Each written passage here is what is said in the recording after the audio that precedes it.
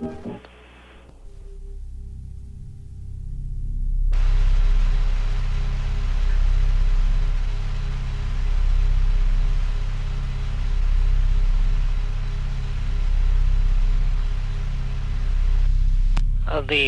Apollo 9 crew has apparently gone over the hill, as they say, out of range of the Honeysuckle tracking station.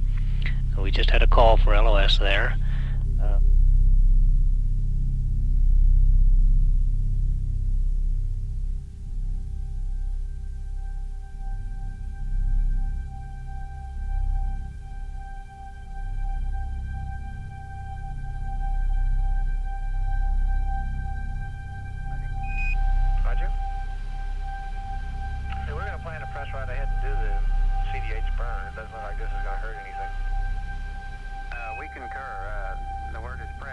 Now pressurizing, and we're coming up on the power transfer. 50 seconds and counting. We have now switched to internal power satisfactorily on the batteries of the first stage, all three stages of the Saturn V vehicle. 40 seconds and counting. Tom Stafford making a final check of his computer. The vehicle, all stages pressurized at this time. We're waiting for the swing arms to come back. One should be coming back at this time, a second one at 17 seconds. Tom Stafford reports they are go. We're coming up in the 20-second mark. T-minus 20 seconds and counting. 17 seconds and counting. Guidance internal. 15, 14, 13, 12, 11, 10, 9. We have ignition sequence start. Engines on. 5, 4, 3, 2. All engines running. Launch commit. Liftoff. We have liftoff. 49 minutes past the hour. Clock has started. Stafford reports the clock has started. The tower is clear. We're going. And roll program right on time. Roger. Tom Stafford acknowledges the roll and pitch program to put Apollo 10 on the proper course.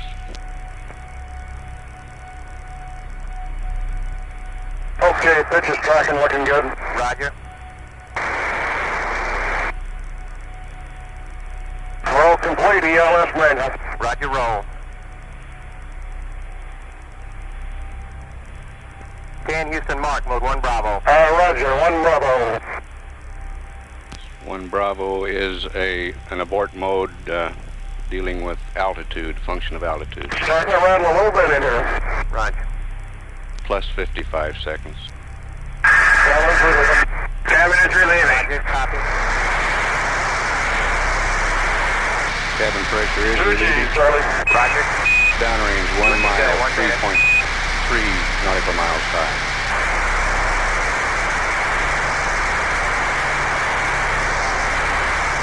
What a ride, babe. What a ride. Roger. Gene Stafford. You're looking good, Cern reporting what a ride. Roger. Going through Max 2. Roger.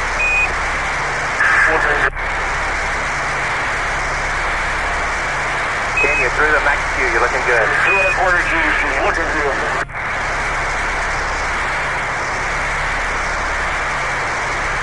1 minute, 44 seconds, downrange 7 miles, 12 miles high. 2.5 Gs. Roger, copy, Tom.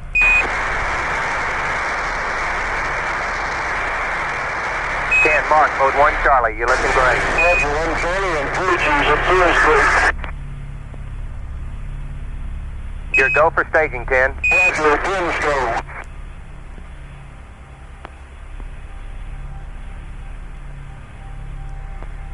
Inboard check on. Roger, inboard. Clear a little Rocco. Inboard engines are out. Rocco down. Roger, copy, Tom. EDS off, 10.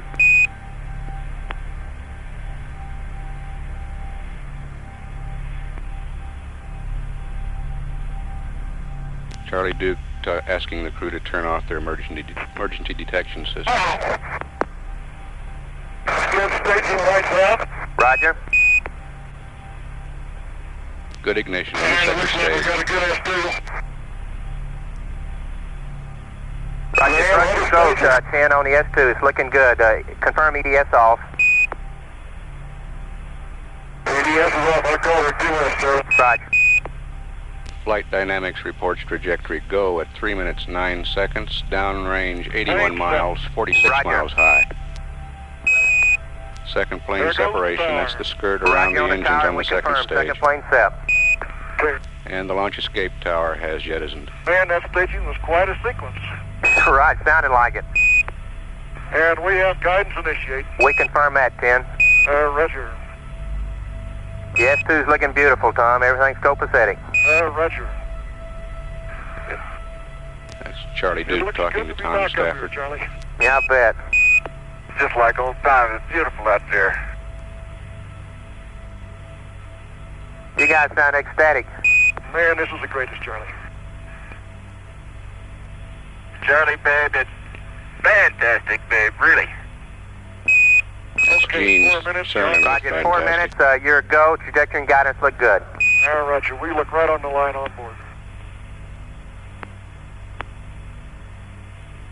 171 miles downrange, 67 miles high at 4 minutes 15 seconds. Still go.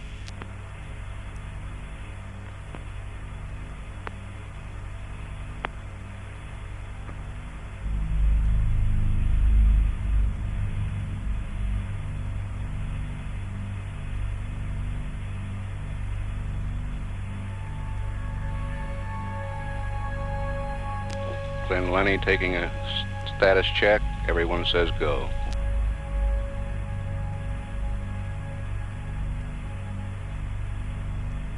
Four minutes 50 seconds, 230 miles downrange, 76 miles high.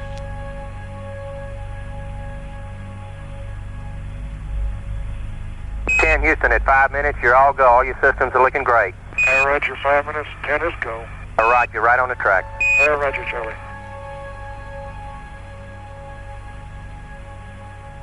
We have an estimate of inboard engine cutoff in the second stage at 8 minutes 15 seconds. Outboard engine cutoff 9 minutes 11 seconds.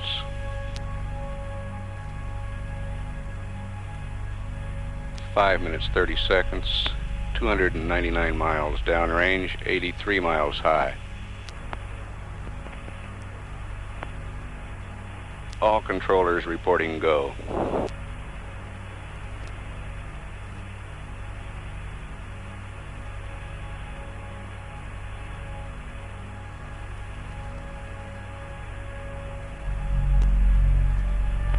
.350 miles downrange, coming up on 6 87 miles minutes. You're looking beautiful. now. 6 first, killer orders coming on. Pitch 1, let's go. Draw 1, let's go. Pitch 2, let's go. You got to, you got them all, Tom. Looks good.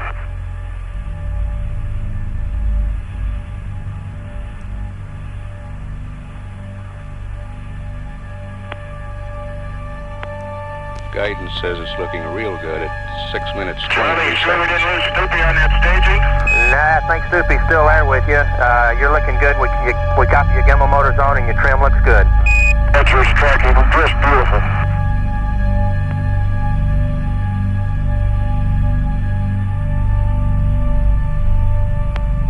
Houston, mark S4B to orbit capability. Just 4B to orbit capability. Apollo 10 now has the capability to get into orbit on the S4B should the second stage 10 Houston, malfunction. coming up on 7 minutes. You're all go. We have nominal level sense arm 8+15, S2 cutoff 9+11. Charlie, level sense arm 9+11 for S2. Right.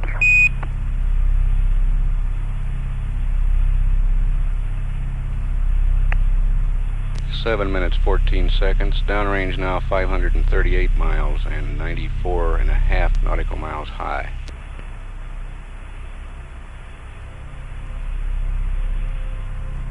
Coming up on inboard engine cutoff. 730, 10 is good. Right, looking good here.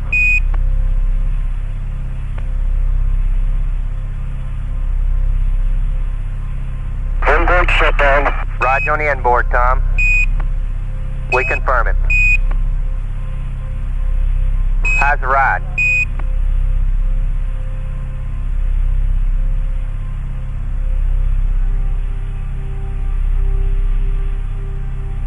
Houston, 8 minutes. You're looking good. How's the ride?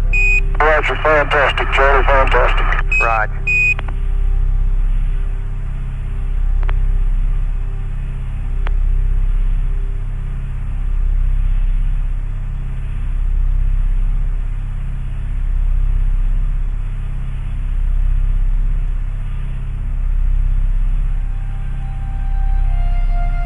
Houston, mark. Level sense arm.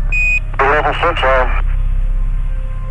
We're right down the ground track at 8 minutes 30 seconds. 755 miles downrange, 98 miles high.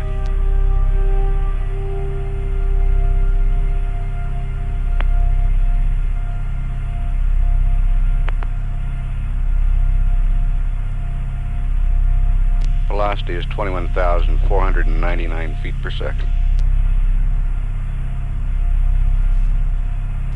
Flight director taking a status for staging now.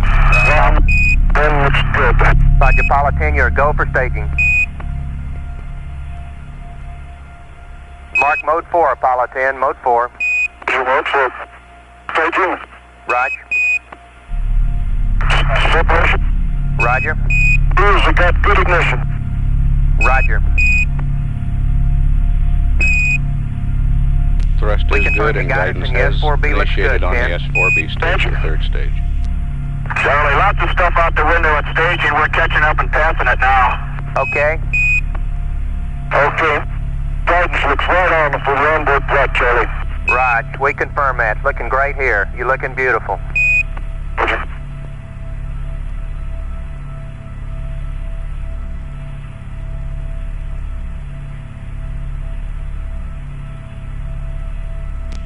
$1,037 miles downrange, 102 miles high, and the Ken velocity Houston, is at 10 minutes, your go. 23,400 feet per 10 second. minutes to go. Onboard's good. Roger.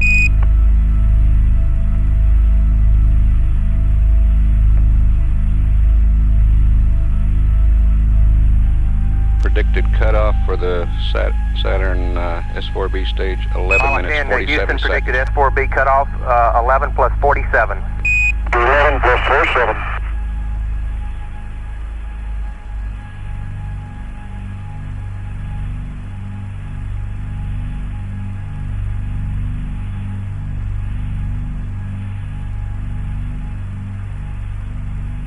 Downrange 1,200 miles now at 10 minutes 44 seconds, 102.5 miles high, the velocity 24,280 feet per second.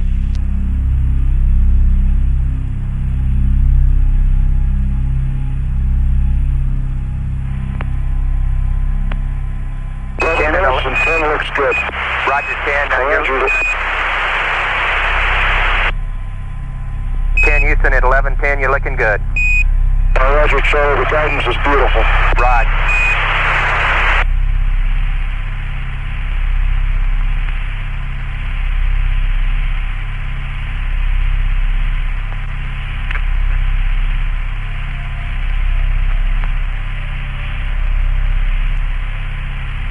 Predicted cutoff now 11 minutes 45 seconds.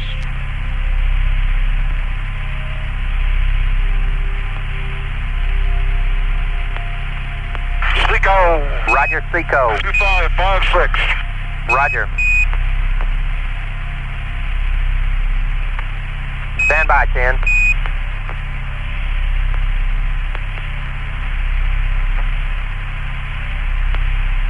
Okay, Houston, we show 102.6 by 101.1. Roger, we copy that. And our VI was 25,565 minus 1/10 H-dot and 102.6. Roger, we copy. Yes, sir. And Charlie, have them take a look at our evaporator. We're reading a high outlet temperature and off scale low on the steam pressure right now. Roger, we agree. Stand by.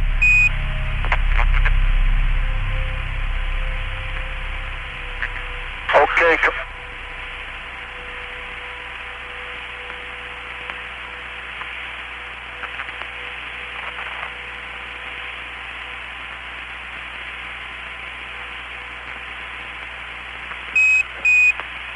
Ken Houston, your S4B is saved.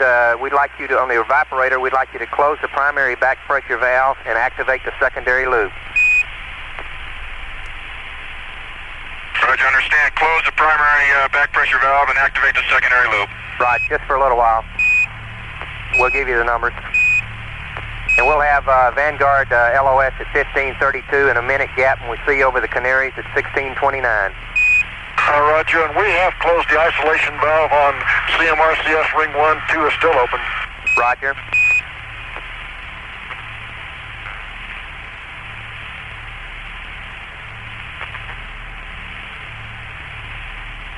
10, Houston, the Saturn's in great shape. You're configured for orbit.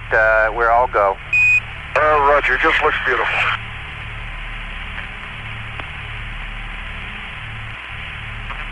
And 10, Houston, we confirm your orbit. The IU vector has you in a 103 by 100. Roger.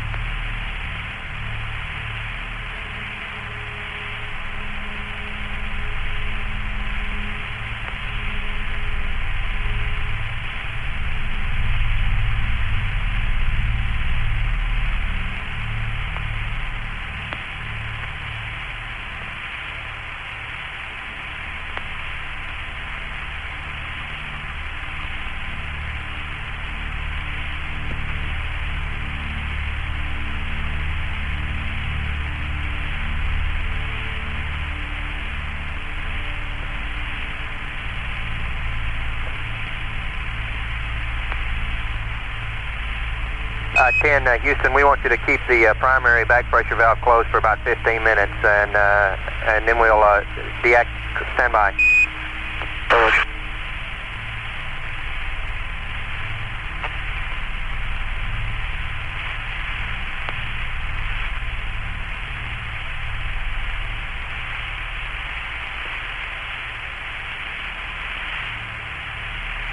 Houston, at GET of 30, we'd like you to put the primary back pressure valve back in auto and deactivate the secondary loop.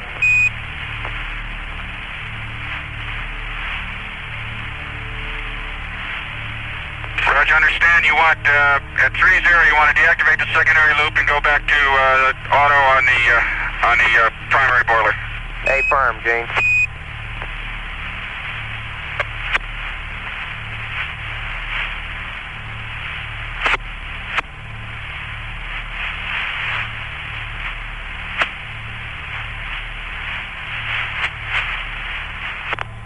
We've had LOS at the Vanguard be about a minute gap between Vanguard and the Canary Islands station, showing a liftoff time of 12:49:00.70 Eastern Daylight Time.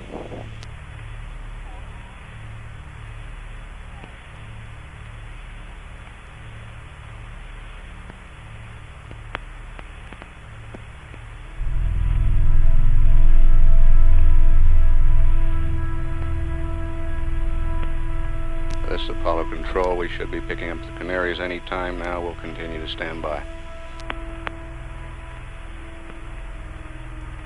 We do have AOS, acquisition of signal, at Canaries now.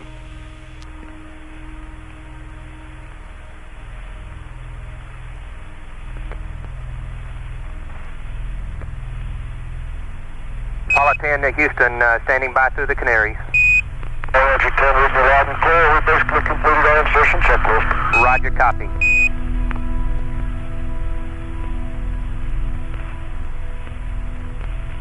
And 10, Houston, would you like for me to review this ring 2 heater check? Why don't you do that? Jose's already down in the LEB. Okay, Tom, we'd like for you to, we got a 7-step procedure here, and I'll read it up to you.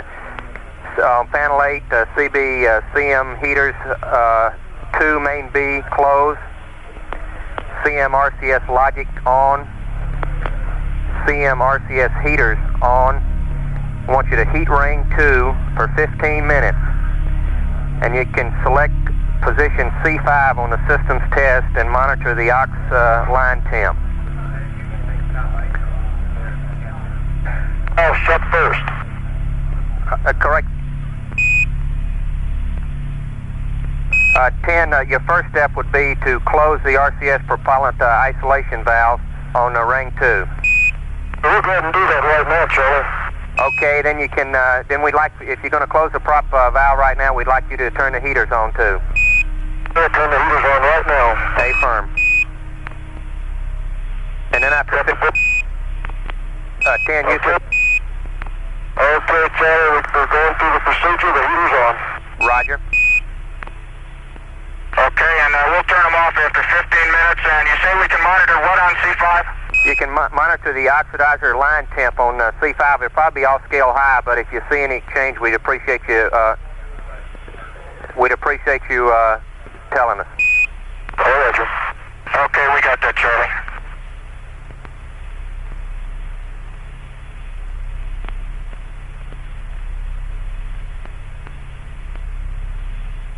Ken, after 15 minutes, we'd like you to turn the heater off, RCS logic off, and open both heater circuit breakers. Hey, Roger, will do, Houston.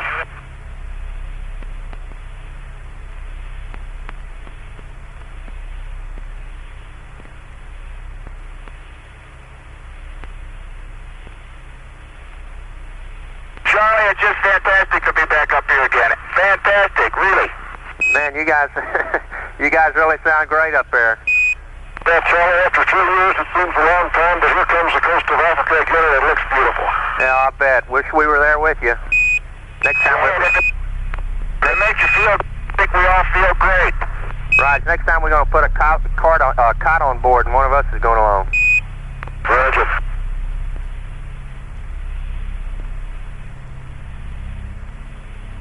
That was Gene Cernan and Tom Stafford conversing with Charlie Duke. Both very happy to be back in orbit.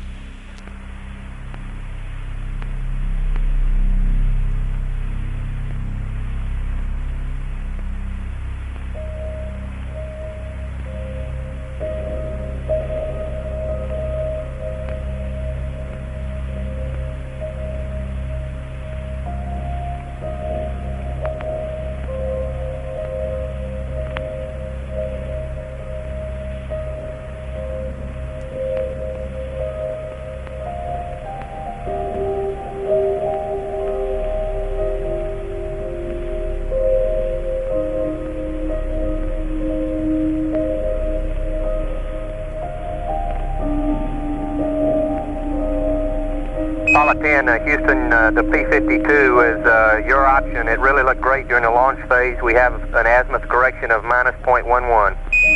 Roger, -0.11, country.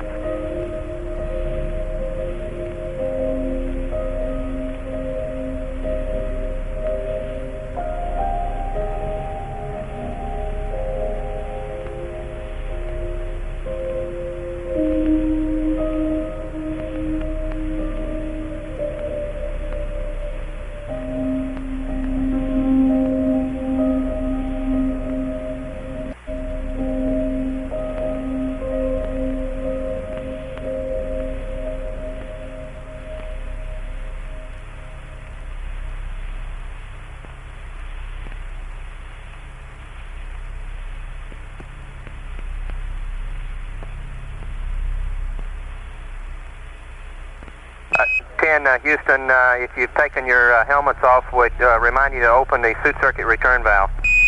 All right, we're going to do that now. Okay.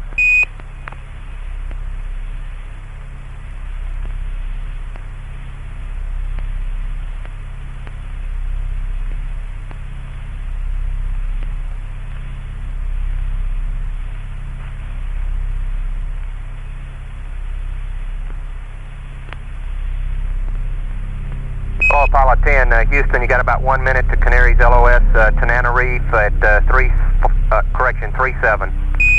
Roger, Tanana Reef at 37, thank you. Roger.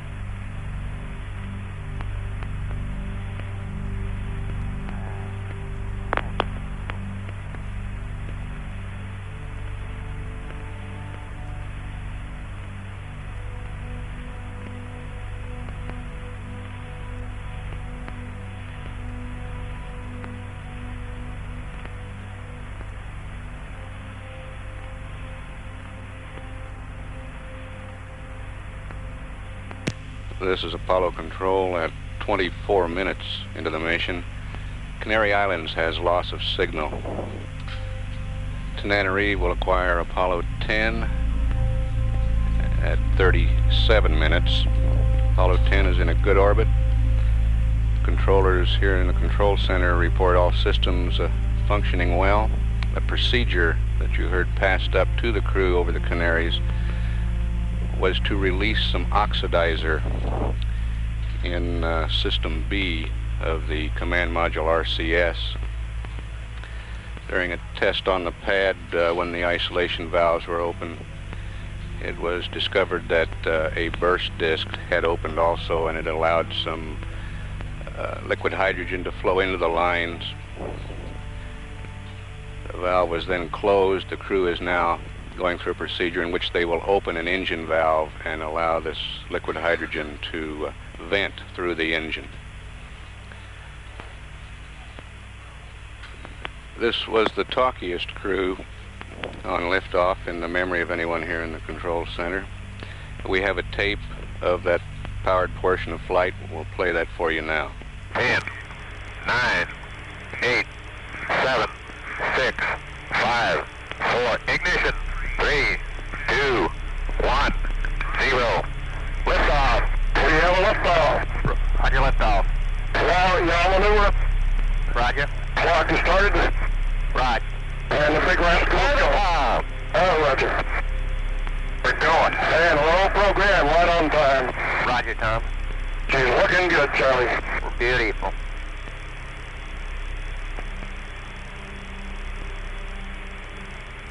Okay, pitch is tracking, looking good. Roger.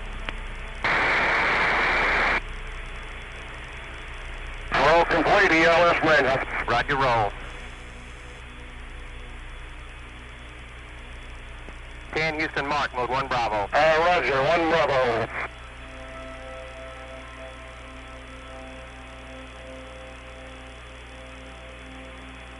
Starting to rattle a little bit in here. Roger. Cabin is relieving. Roger, copy. 2G, Charlie. Roger. Looking good at 1 minute.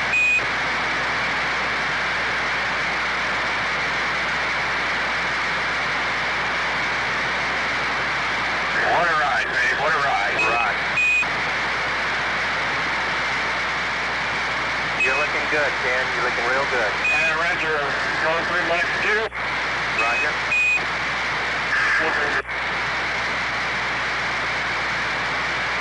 Ken, you're through the Max Q. You're looking good. 2 1/4 G. She's looking beautiful.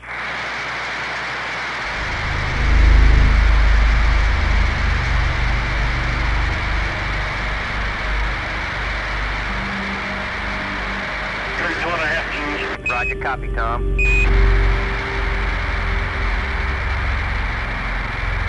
10 Mark, mode 1 Charlie, you're looking great. Roger, 1 Charlie and 3 G's up to us, You're go for staging, 10. Roger, 10's go.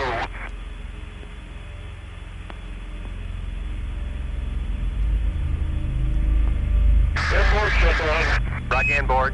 We're a little Rocco. Rocco down. Roger, copy, Tom. EDS off, 10.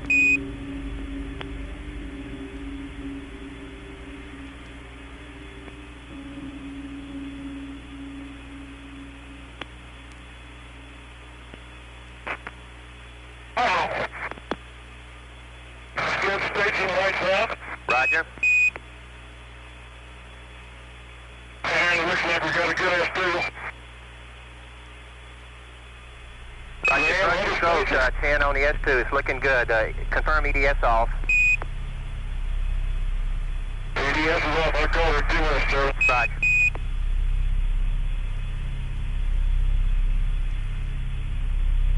Plane stuff. Roger. There goes the tower. Roger on the tower, and we confirm. Second plane set. Okay. Man, that staging was quite a sequence. Right, sounded like it. And we have guidance initiated. We confirm that, 10. Roger.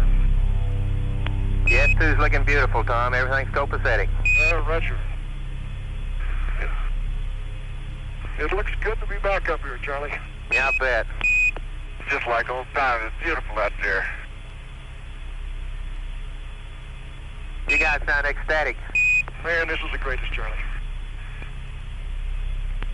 Charlie, babe, it's fantastic, babe, really. Okay, 4 minutes. Roger, 4 minutes.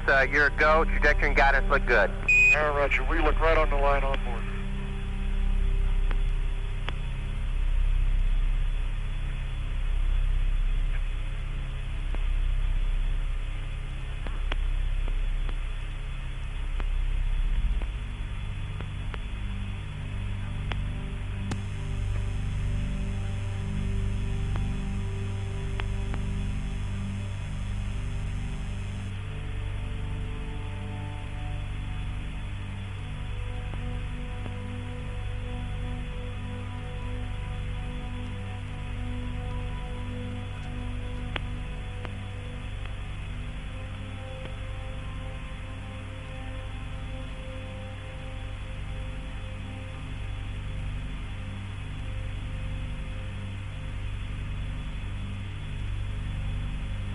Houston, at 5 minutes, you're all go. All your systems are looking great. Roger, 5 minutes, 10 is go. All right, you're right on the track. Roger, Charlie.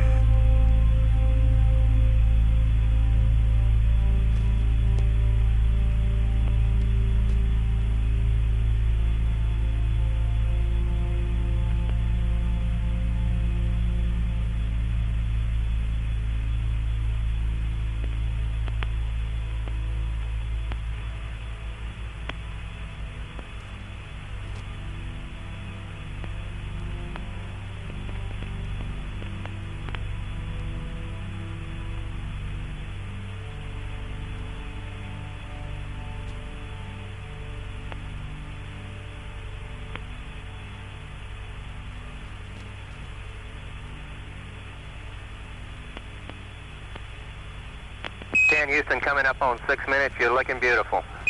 6 West, kilometers, coming on, pitch up, let's go. Draw 1, let's go. Pitch 2, let's go. You got to, you got them all, Tom. Looks good.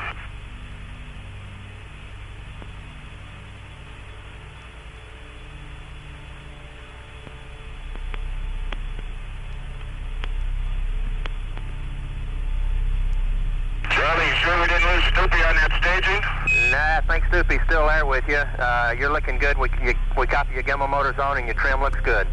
That's tracking, just beautiful.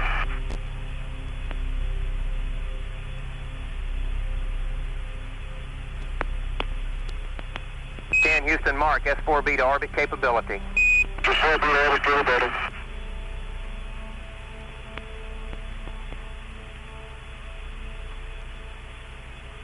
Houston, coming up on 7 minutes, you're all go. We have nominal level sense arm 8+15, S2 cutoff 9+11. German level sense arm 9+11 for S2. Right.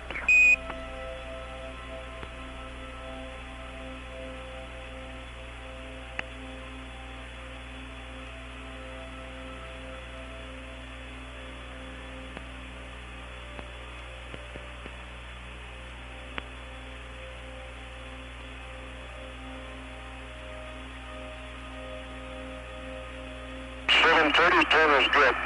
Right, looking good here.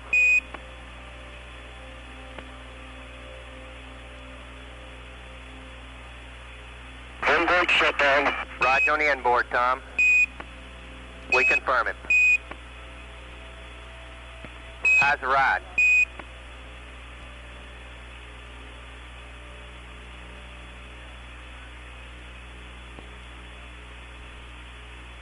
Houston, 8 minutes. You're looking good. How's the ride? Roger, fantastic, Charlie, fantastic. Roger.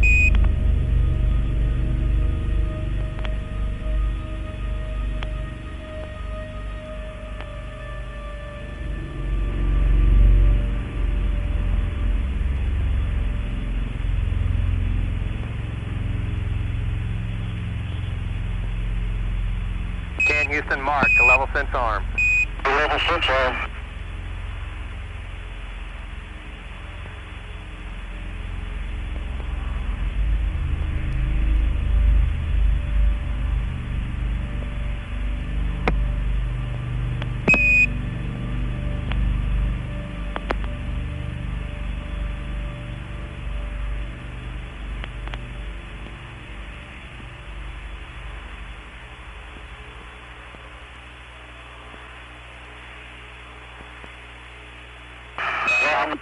10 looks good. Roger, Apollo 10, you're a go for staging. Mark mode 4, Apollo 10, mode 4. You mode 4. Staging. Roger. Separation. Roger. We got good ignition. Roger. We confirm your guidance and your S4B looks good, 10. Roger. Charlie, lots of stuff out the window at staging. We're catching up and passing it now. Okay. Okay. Guidance looks right on if we land with that, Charlie. Right, we confirm that. Looking great here. You're looking beautiful.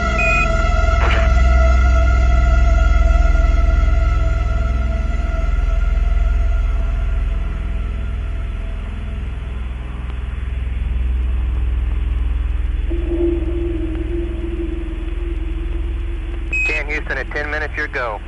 10 minutes, go. On board's good. Roger.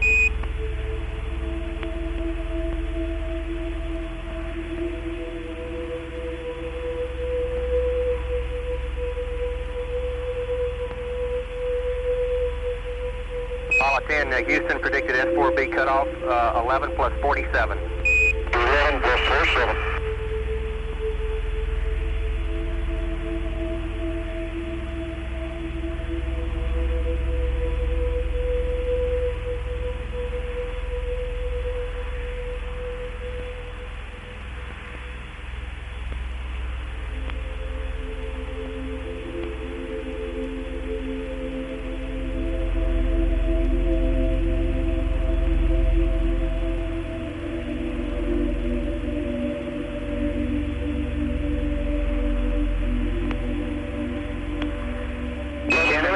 Looks good.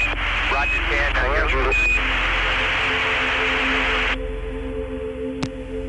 10. This is Apollo Control at 36 minutes.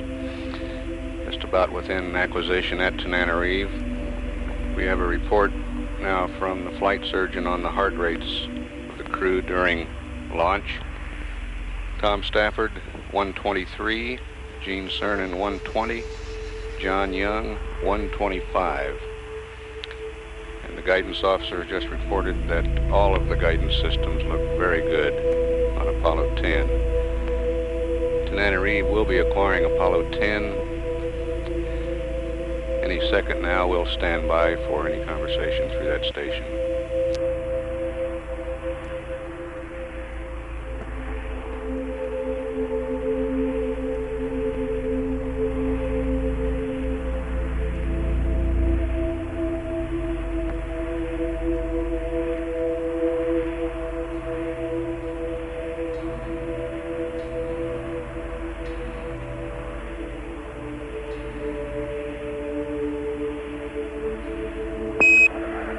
Apollo 10, this is Houston through Tananarive. How do you read, over?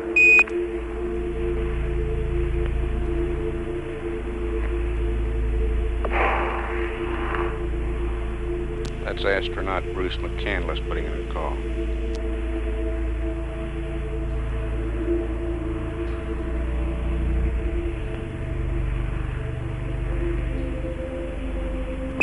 Apollo 10, this is Houston through Tananarive. How do you read, over?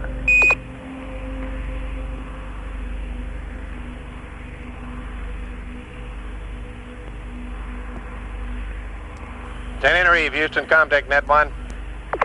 Houston, contact Tananarive. Roger, can you confirm that Capcom is uplinking through your site? That's affirmative, you are uplinking. Have you heard any downlink from the spacecraft? Negative, no downlink. Roger.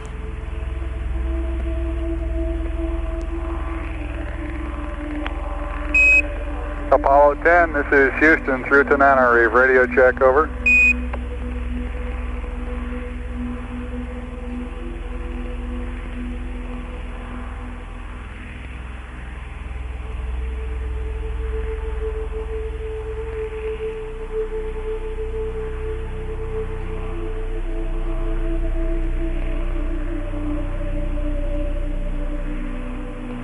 Apollo 10, this is Houston transmitting in the blind. Confirm Simplex Alpha, over.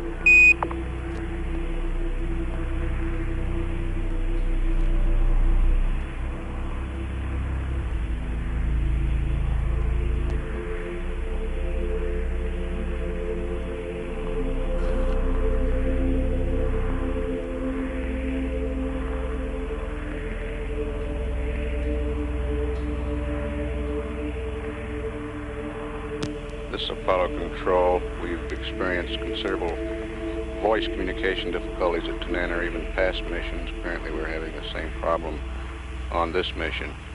We'll continue to stand by.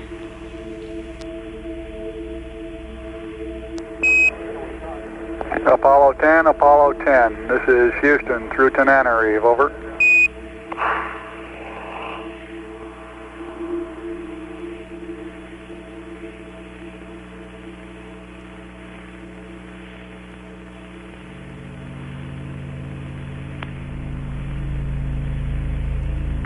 Apollo 10, transferred to Bravo, we're reading you loud and clear.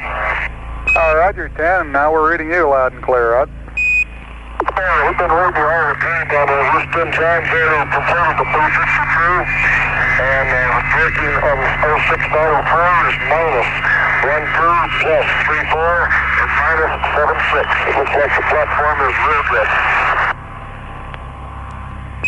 Roger, 10, we copy. Understand platform is good. And we will turn the command module RCSB heater off at 3-2. That will give us 15 minutes on it. Roger, we confirm that, and the prop ISO valves off too. RCS propellant valves off. That's affirmative, Charlie. Okay.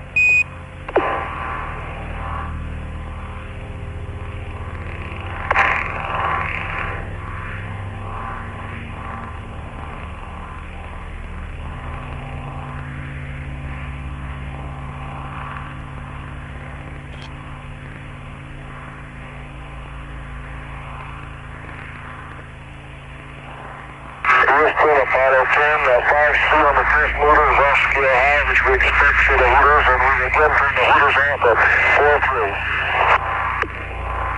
4-3. Say again, 10, you're fading in and out. Roger, command module RCS heaters off at 4-3. Roger, we copy off at 4-3.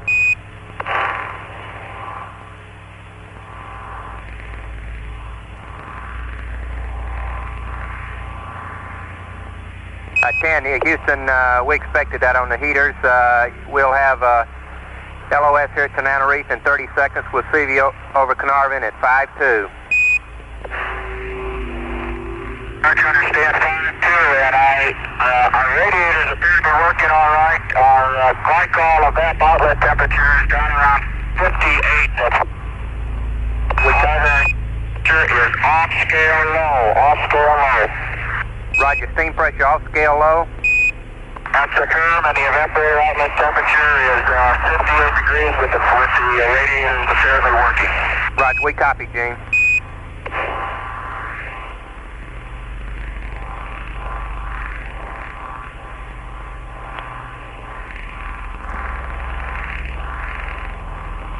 And Apollo 10, Houston, if you read, we'd like you to close the primary back pressure valve again, over.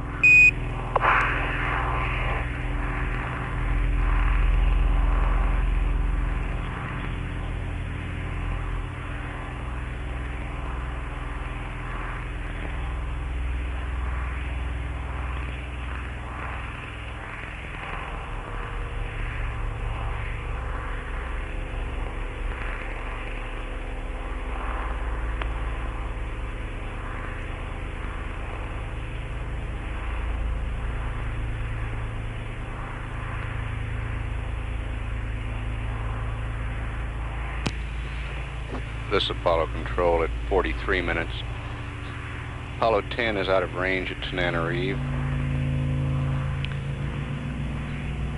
The purge of that oxidizer line on the command module RCS system has been completed. The system is in good shape. Gene Cernan reported the radiators on the spacecraft are working well. Carnarvon will acquire Apollo 10 at 52 minutes. This is Mission Control, Houston.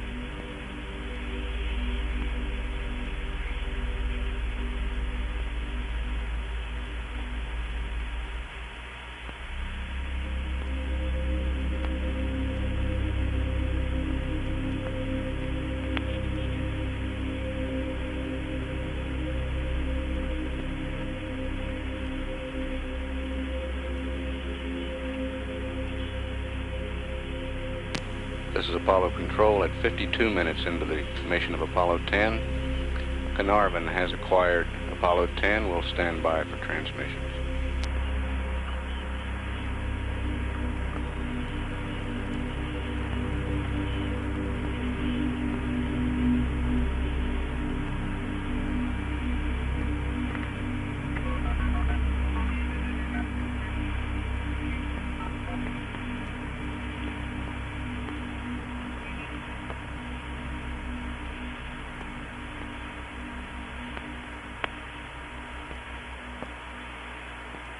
Hello, Apollo 10, Houston through Carnarvon, standing by. Roger, Houston, this is Apollo 10. We're going through our ECS checklist and everything looks good. Roger, Tom. Tom's real great. Roger, we got we could read you all the way through Tananarive, Houston, but evidently you couldn't read us come back in until the last.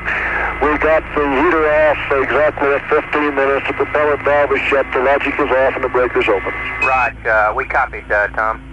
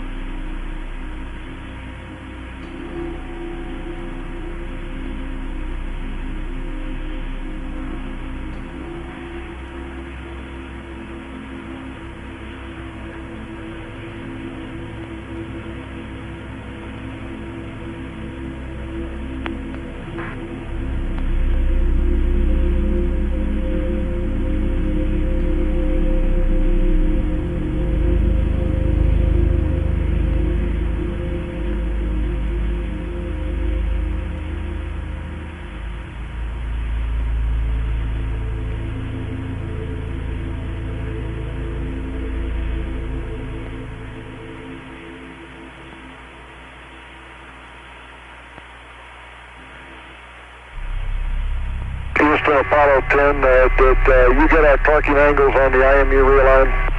Right, Tom, you were pretty weak. What I copied was minus 0.12, plus 0.34, and minus 0.76. Oh, Roger, and everything looks real good. Right, could you give us the time that you torque those? Stand by.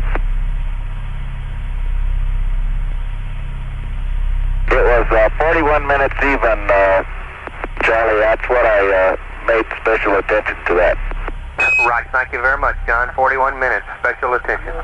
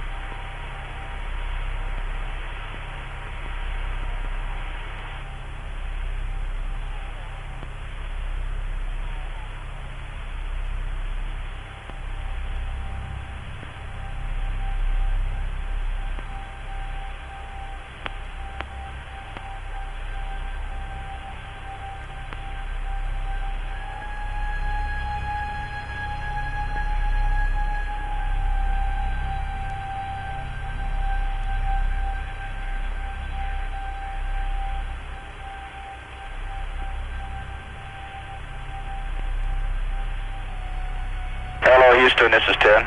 Go ahead. Okay, I guess you got my word on the off-scale low and the steam pressure on the primary loop. Right, we've been discussing that, Gene, and stand by. We'll have some words on you for you. Just rechecked the secondary loop, and it all looks good. And going through all our monitor checks and redundant component checks, looks like we got a good Charlie Brown here. Right, good.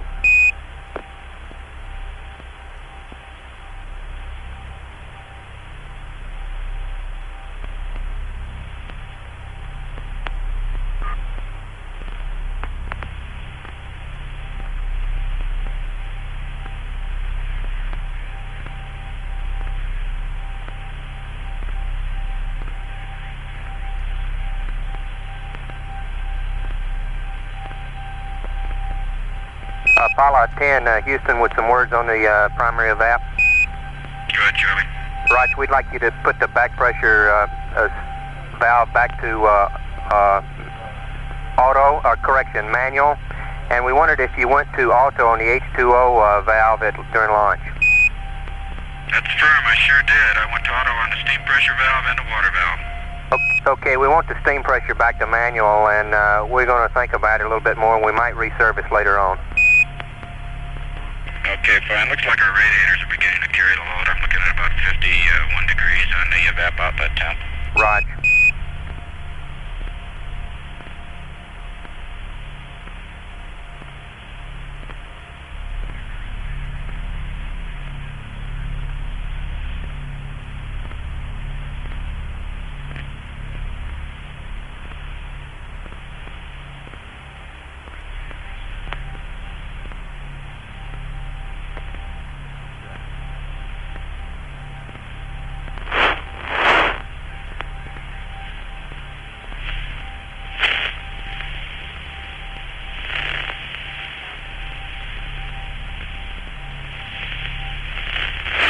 Apollo 10, Houston, Gene, everybody thinks I might have given you the wrong word. Now, to clarify it, we want the back pressure valve closed. Over. Okay, in other words, you want steam pressure auto switch to manual, and you want me to go to increase, is that correct? Affirmative. Okay, well, in manual now, I'll go to increase.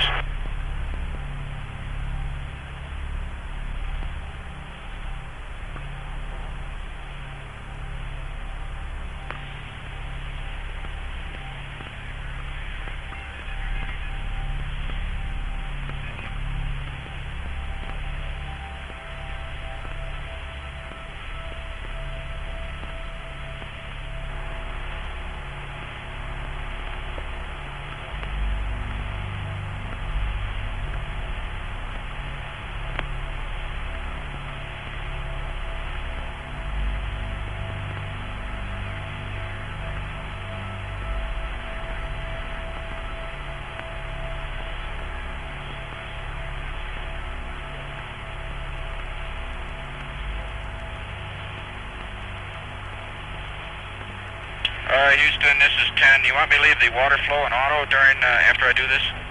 Stand by.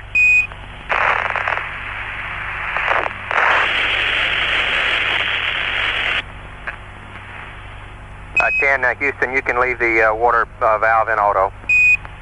Roger, understand.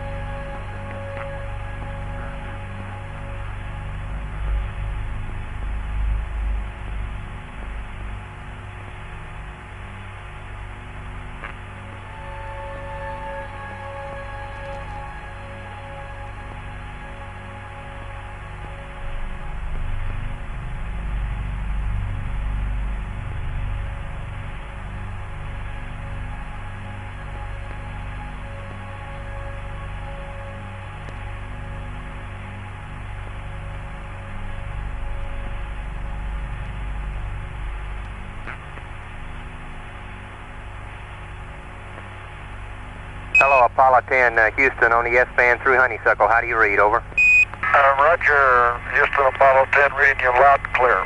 Roger, Tom, same old. The S-band is really great today. Roger, I've never seen the comm better. It's great, Charlie. Roger.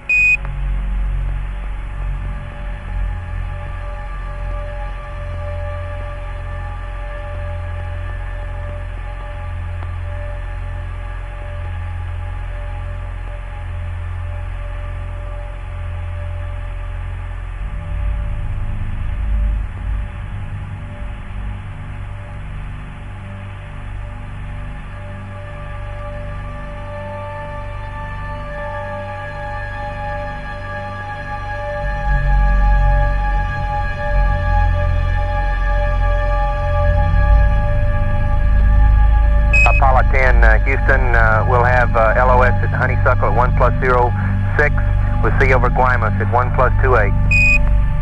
Apollo 10, Roger.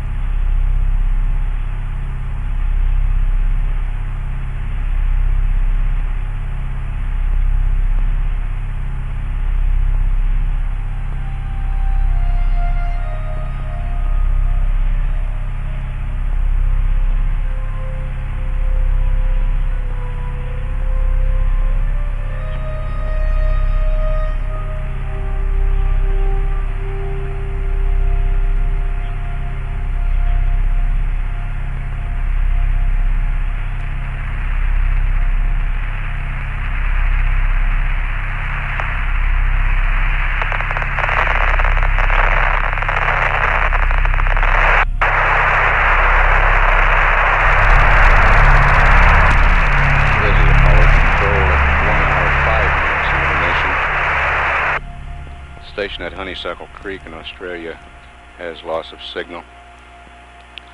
Flight Director Glenn Lunny has been taking checks with the controllers here in the Mission Control Center.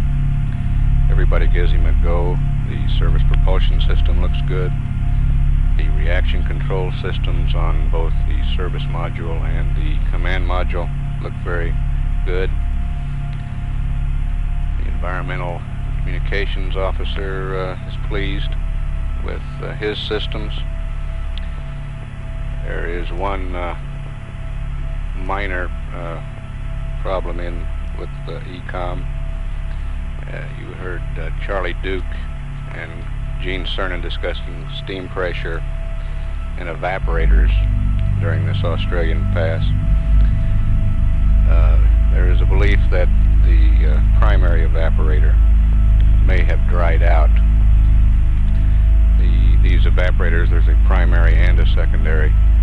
They're used for cooling purposes when the radiators are not on the line. They cool by evaporating or boiling water. They're sometimes referred to as water boilers. We may resurface the water boiler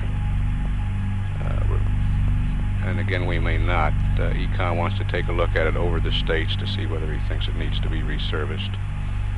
The radiators are working very well, and there's the secondary evaporator is in good shape, and we really have no need for the primary evaporator. So Econ will continue to take a look at that, but it is not really a problem. The station at Guaymas, Mexico will be next to acquire Apollo 10 at 1 hour, 28 minutes.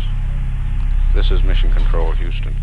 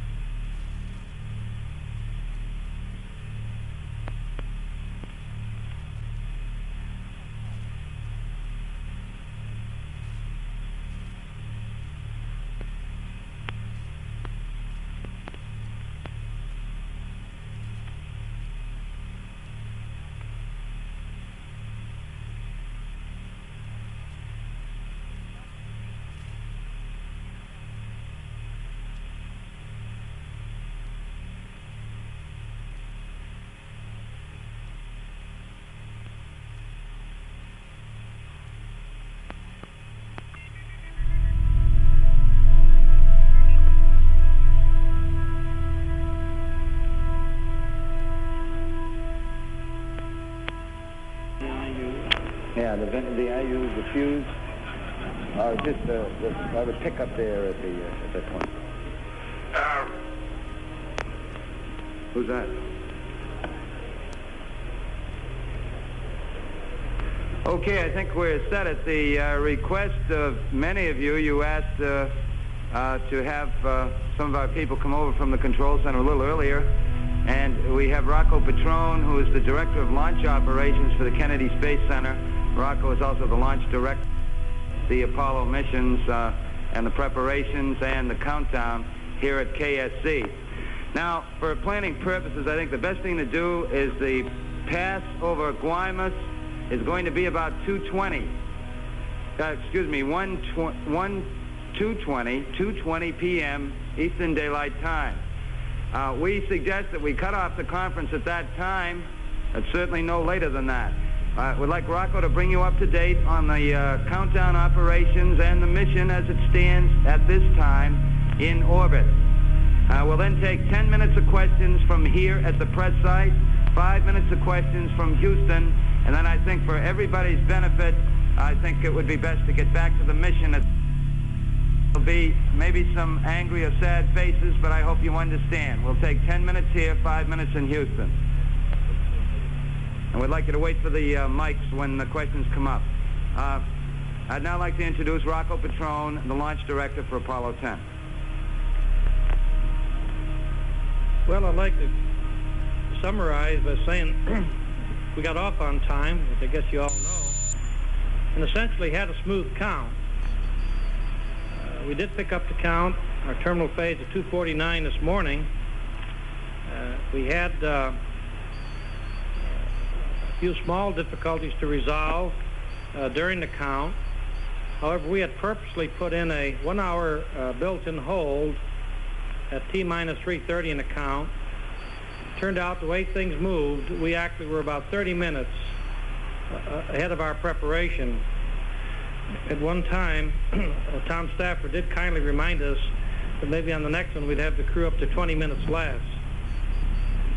The problems we looked at, I guess I'd say the significant problems. One, we did have some concern of loss of pressure in the ground conditioning. This conditions the inner stage of the instrument unit and the S4B, the upper dome, which is where your liquid hydrogen is. We did see a loss in pressure right after picking up the terminal count. We did analyze that. From all we could see and assess, we were a bit concerned by the temperature. In other words, would it hold properly? And we assessed that it would, and I must say that it did. The temperature up there did function exactly like we saw it on countdown demonstration. And this unit, I must add, is only used to liftoff. And our concern then had to be, would we have the right temperatures in the instrument unit where all our electronics are at liftoff? And we did. There were one or two minor problems in the facility. When we brought up our liquid oxygen pump, we did find a fuse blown. We had to go out. We did have to readjust a helium regulator out on the launcher umbilical tower. Again, this came up right shortly after picking up the count.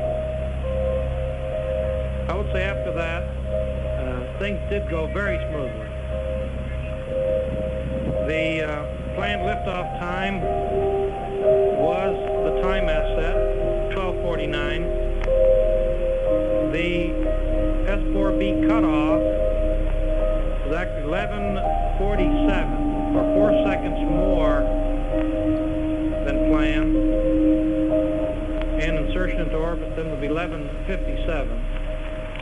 The parameters we achieved, and this now is early data, 103.6 nautical miles by 101.1 nautical miles.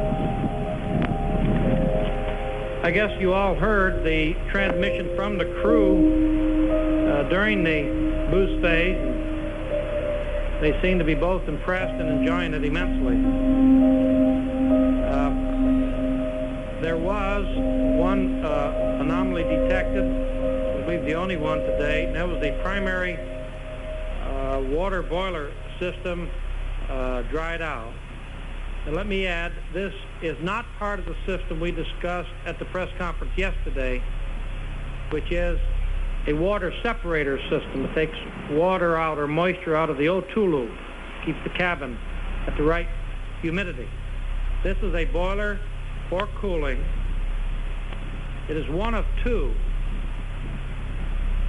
The crew was requested to shift to the secondary. The secondary did come up properly. As I left the launch control center, the reports were coming in from Carnarvon, Australia. The second water boiler had come online properly. The first water boiler, they were getting ready to reservice. And this would be done on the pass over the states here. I must add, we have seen boilers dry out on previous launches. It's not an uncommon thing. And we have been able to bring them back up through a servicing procedure. I'm sure many of you who have followed the previous launches of Apollo will recall a number of water boiler dryouts. So we are going to attempt to reservice the primary. The secondary is now working. Now, let me also add that for TLI, our mission rules, our flight rules, do not call for either of the boilers to be up. Of course, we'd like them up. We have a radiator system aboard for primary cooling. The radiators in themselves are redundant. On Apollo 8, we learned that the heating load can be handled by the radiator loop itself, and there we have redundancy with two loops. The water boiler primarily serves the purpose of helping the radiator when a peak load comes in for a short transient. The water boiler is not functioning all the time. So then it sits there sort of on idle, ready to assist the radiator loop if there's a peak load. We feel from Apollo 8, and these rules were derived before this mission, that we understand the heating loads to the moon and in the vicinity of the moon, and therefore the rules do not require both boilers to be functioning for a go decision of TLI. And I must say that element alone, as you all know, there are many, many other things being looked at now and will be looked at before the decision for TLI, translunar injection, can be made. Thanks, Rod. Could I take that 1 minute? Just before we go into the questions, there were some questions about the exact launch time. We had it at, I believe, 7/10 of a second off the planned launch time. We've refined that a little bit. It's 569 milliseconds off the planned launch time of 12:49 p.m. Eastern Daylight Time. I'd like to add to that, we've had 5 Saturns, and I've referred to the time of takeoff as the way we set our clock. There always is a question of a few milliseconds, but when I see one of these large ones take off, I'm willing to accept that it's 12:49. Okay, I guess we're ready to go into questions now. There's going to be many press conferences before this mission is over. I'd like to suggest that we confine the questions, if possible, to what has transpired thus far. Mr. Whitkin? Boilers working for TLI? Dick, we do not. The mission rule, actually, we can go without either boiler because the radiators, which are redundant unto themselves, do take the prime load. The boiler is just an assist. Of course, we'd like to have it up, and we're going to attempt to reservice on this next pass over the States. Reg? Was there any repetition of the vibration that you got on 8 and 9 with the center engine? I did not hear in the conversation from the crew any comment on the vibration. Tom did say, Tom Stafford, I believe, as the S1C was getting ready to go through Max Q, I believe he said something like things are starting to shake in here. What he was referring to, I'm presuming, is the normal buffeting. That is not the thing we have seen. There was some other conversation later down the line, but I do not recall myself hearing any reference to this thing we have referred to as POGO, or the vertical oscillation. Please wait for the mic as we go along so we can record all your questions. Go ahead, Harry. Harry Pease, Milwaukee Journal. I wonder if Rocco could say a word about the RCS pre-valve opening, what occurred there and how was it cured? Okay. In the checks that were going on, this came up somewhere about 10 o'clock last night, and we did discuss it amongst the many parties involved, both here and at Houston, the designers at Downey, California. What had happened in servicing, there is a thing called a diaphragm that prevents the fuel from going down to the valves. Now we have two systems, A and B, in the reaction control system for the command module. On the oxidizer side of system B, the diaphragm, you might say, gave way, letting the fluid go down to the main valve. Now in flight, it's going to do exactly this. As you pressurize your tanks, now this would happen on re-entry, the fluid would go down to the main valve. In looking at the status, it was decided that there's also an isolation valve, which we have in there. These are two valves in series. There's a main valve and an isolation valve. We could use the isolation valve as the diaphragm in a sense. Therefore, it was decided, mainly so there would be no pressure buildup while in space, to close the isolation. They would normally be closed, vent out by opening that valve. Now this would not burn at this time, it would vent, and I believe the S was about 3.6 pounds of oxidizer. In order to vent it out of that line, close it, then in effect we have the two valves closed, both of which we have the leak test characteristics of, and in a sense the isolation valve then is doing the function of the diaphragm, which had broken, let an oxidizer get down to the main valve of the reaction control system, again on system B, one of the two redundant systems.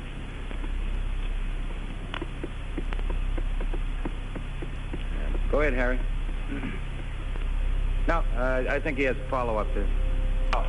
In the Gemini 8, when you pop the pre-valves on the RCS system, you considered that reason for ending the mission. How does this differ? Oh, wait a minute, I'm not sure. Maybe it was the answer. I really cannot compare this hardware with the Gemini. I'm not that familiar with it, with the Gemini spacecraft. I do know roughly what you're referring to. I recall the mission, but the exact hardware here, by having the isolation valve we can close, and by having the main valve, in effect, we have a system there. See, it's not pressurized at this time. We have another valve upstream keeping high pressure off of the fuel system until we re-enter. At that time, we say we blow a squib valve, that lets pressure come in, then that puts that system under high pressure. Right now the system is under something like 25 to 30 pounds. So it's very low pressure in there, and with two valves, we don't see, have any concern of it leaking. Go ahead, Dick. How do you service this boiler when it comes over the States next time? Dick, the crew, when a boiler dries out, there is a checklist procedure. We go through this in the altitude chamber when we make our runs here with the crew. The various steps essentially are to let water in, let it in at a certain rate, and then you want to get boiling. The boiler is exposed to the vacuum of space, and as you achieve a water flow through there at a certain rate, you then get boiling on one side as you let water come in the other. As the water boils up in space, it cools the boiler, and we then take water glycol through there to be cooled as it goes through these plates. The procedure, I say, has been used many times in space. Some of you may recall on Apollo 8, I recall once as the crew, as it was coming around the moon, they reported that the water boiler had dried out and they serviced it. I know on re-entry, I believe there was a dry out of one of the boilers, and Bill Anders, in effect, did some servicing as the command module was on its re-entry path before, of course, it entered the atmosphere. It's a fairly well-known procedure, and they'll be going through this very shortly. When I say well-known, and we've used it many times. We appear to have a three-man conference going here. Go ahead, Reggie. Sorry, but I have an uneasy feeling you're trying to tell us that translunar injection is looking a bit doubtful. Could you estimate the chance? I don't believe I've said that, and I've not mean to leave that impression. At the same time, we haven't said yes. We allow ourselves, as you know, an orbit and a half onto the second orbit. I've said at this time, our mission rules do not call for both boilers to be online for the reasons I explained at quite some length. I've not said we're looking doubtful. Okay, however, I do want to say we've got more to look at across the spectrum. All right, we'll take three more questions from here, the hands I see right now. Mary, go ahead. These two Hello, right Apollo here. 10, Houston, through Guaymas, standing by. Roger, Houston, with your last clear. Right, why do these you're things go 5 dry? by. Is this sort of a characteristic of the beast? Mary, Okay, we're ready to extend the docking probe when you are. Because Roger, stand by. in looking at it, if we knew Gotta get a go on that temperature measurement. we would take steps to put a fix in. When you say characteristic, I personally have to say yes, we do see this happen. We've seen it happen in our altitude chamber runs, but exactly 10, why, Houston, we're ready for you to extend the docking probe, and you'll have to stand by on the temp till we get high bit rate. Roger. There are sometimes conditions that force you to repeat it, but we don't know exactly why. We'll count down to 5, 4, 3, 2, 1, extend. Through the figures Right, for copy. 5 and 4, then great. times for Roger. various stages We can feel the truck. sequences. Roger. Okay, again, we took Yeah, you off can hear it go out. I bet it's all right. 12:49, and I'll take the milliseconds to myself. Right, and say so you heard it 00. go out? Yeah. Okay. S1C, Hey, we'll have that P27 for you center over engine cutoff Bermuda at about 1 plus 40, was and we at got a 2 TLI minutes, plus 90 pad if you're ready to 14.7 copy, G.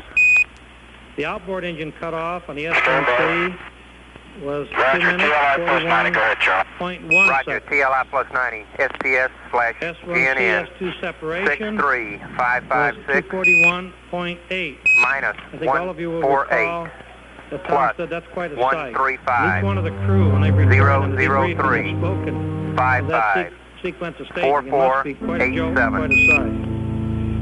S2 ignition minus was 242.5. 05484 minus We 4 just balls took 1 the second plane plus separation 66 was at 3 minutes, 232 11.5 seconds. 180 Center engine cutoff on the second 239er stage. 001 Minutes, apogee is 4.1 seconds.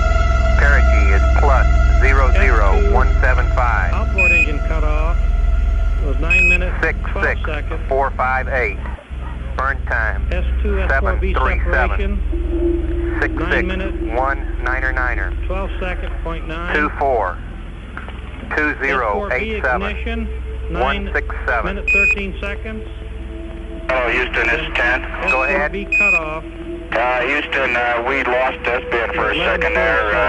I got everything through HANA. Go after that. Okay, Gene, HP is plus 00175 Colonel Patron, that big 66 cloud in front of 458 that's kind of obscure the rocket 737 going up the tower. Is Delta that VC because, 66 the plane 199er on this launch pad a different 24 shaped, 2087 No, they're pointed the same. 167 The plane trench is Foresight Star north-south is Shala, on both paths. and it's left However, 008 pad B is down somewhat west. 27 So from this press site, your minus angle of looking at the 2605 plane would be a little different. minus But the trenches, the plane trench 02500 is exactly the same on pad A, pad B, same orientation. 11229er 8,700 feet between the two 33 pads. 9er 3 Okay, we're now ready to switch to Houston 0 for about 5 minutes of 12 questions there, please. 55 35 Okay, your set stars are Dunham and Vega. Jack, let me take a few seconds. This is 067 Houston, 283 see if the 337. conference there has generated No any Ollie. questions among the newsmen. And your P37 for who are here in TLI the plus 4 auditorium. Hold one. is 00630. Evidently, 6373. hold The longitude is minus 165. GET 400K is 02221. Ready for your readback. This is directed to Patron. Rocco, when will we know? Okay, Charlie, here it comes. SBS GNN 63556, minus 148, plus 135, 003, 554487. Minus 05484, minus 4 balls 1, plus 66232. You with me? Go ahead. According to our 180-239-001. Apogee is NA, perigee is plus 00175. 66458-737, 66199er, 242087-167. Foresight stars Shala, left 008, down 27, minus 2605, minus 02500. 11229er, 339er 0125535. Still there? Keep going. Okay, Denham and Vega, 067283, 337, no LH. TLI plus 4, 00630, 6373, minus 165022221, and you're just a little bit fast on those reads, Charlie. I was barely able to keep with you. Roger, Gene. Sorry about that. That was a good readback, and we got the TLI pad if you're ready to copy. The main part of the cooling load. Okay, I'm ready. Okay. Boiler and radiator. The Time main base part 6P will be is taken by 22425 for the 179er. planned 116. boiler, in effect, sits 3 there balls. to help when you reach a peak condition. During Burn the time Apollo 8 543 mission, 104376. that essentially the boilers could handle the radiators could handle the load by themselves. 358 So therefore the 151 boilers do not become 040. mandatory for the TLI plus 10 minute abort pitch angle is 267. Standing by for your readback. The center engine of the second stage was cut off about 2 minutes early. Okay, TLI is 22425, 179er, 116000. Burn time is 543, 10437635603. Roll is 358. 151040, and our TLI plus 10 minute pitch is 267 degrees. Right, the burn looks real going to look real nominal. The step angles are everything's real nominal, and your backup S4B cue cards are okay. Pitch and yaw, everything looks good. That's great, Charlie. We'll be coming over the top here pretty soon. Right. At a certain time when you know you're high, we cut You ought that to be engine right off. over. We compensated for it by burning longer. This was all planned, and the S2 did perform according to plan. 10 Houston on the TLI. We got a string of 9s on the probability for a guided cutoff. Can't beat that. Sure can. Okay, thank you very much. You're doing good work so far, Charlie. So you guys. And you guys sounded ecstatic on that booth. Babe, you ain't seen nothing until you seen that S1C stage. Eastern Daylight Time. Would you care to elaborate?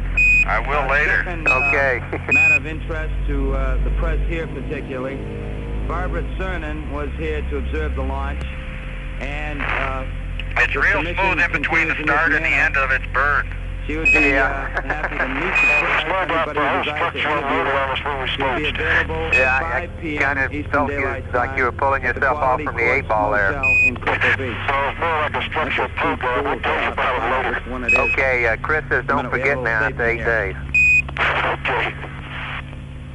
Mrs. Barbara Cernan, wife of Apollo 10 lunar module pilot Eugene Cernan, will meet the press at 5 p.m. today at poolside behind the Quality Court's Gemini Room in Cocoa Beach. All media representatives who wish to cover Mrs. Cernan's conference may either drive their own vehicles to the motel or ride one of the NASA buses departing the press site for Cocoa Beach following the post-launch press conference. I guess one final thing, we had planned another conference here for after TLI and after the television pass. We will not have Mr. George Lowe, who we thought was going to participate. He wants to fly back directly to Houston. The participants would be Dr. Von Braun, Dr. Debus, Mr. Lee James from the Marshall Space Flight Center, and in all probability, Rocco again. Are you people interested in a conference such as that? It would be obviously quite launch-oriented. Somebody say something. Okay, we'll have it. Thank you very much. We'll see you after TLI. Yes, it will be out here. I can't give, the time will be after the TV pass, so let me see. I guess we'll hack it in and let's, what did I say, 3:49? Probably in the area of 4:30, I would expect, 4:15 to 4:30. I think everybody is going to be tied up in one variation or another on TLI, and then the television pass. So why don't we take a hack at 4:30 as a time. Thank you.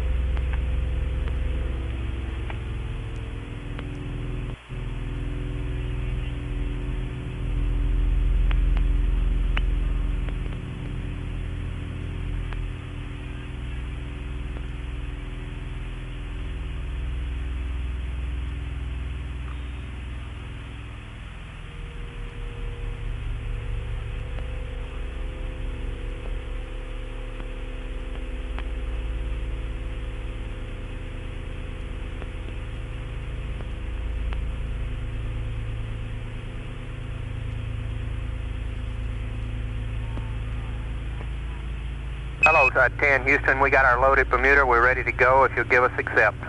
Accepted. We're in blue go. Right.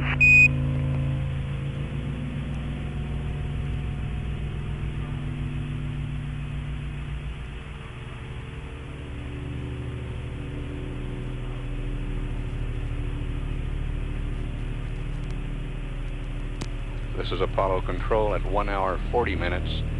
Apollo 10 has just passed over the east coast of the United States.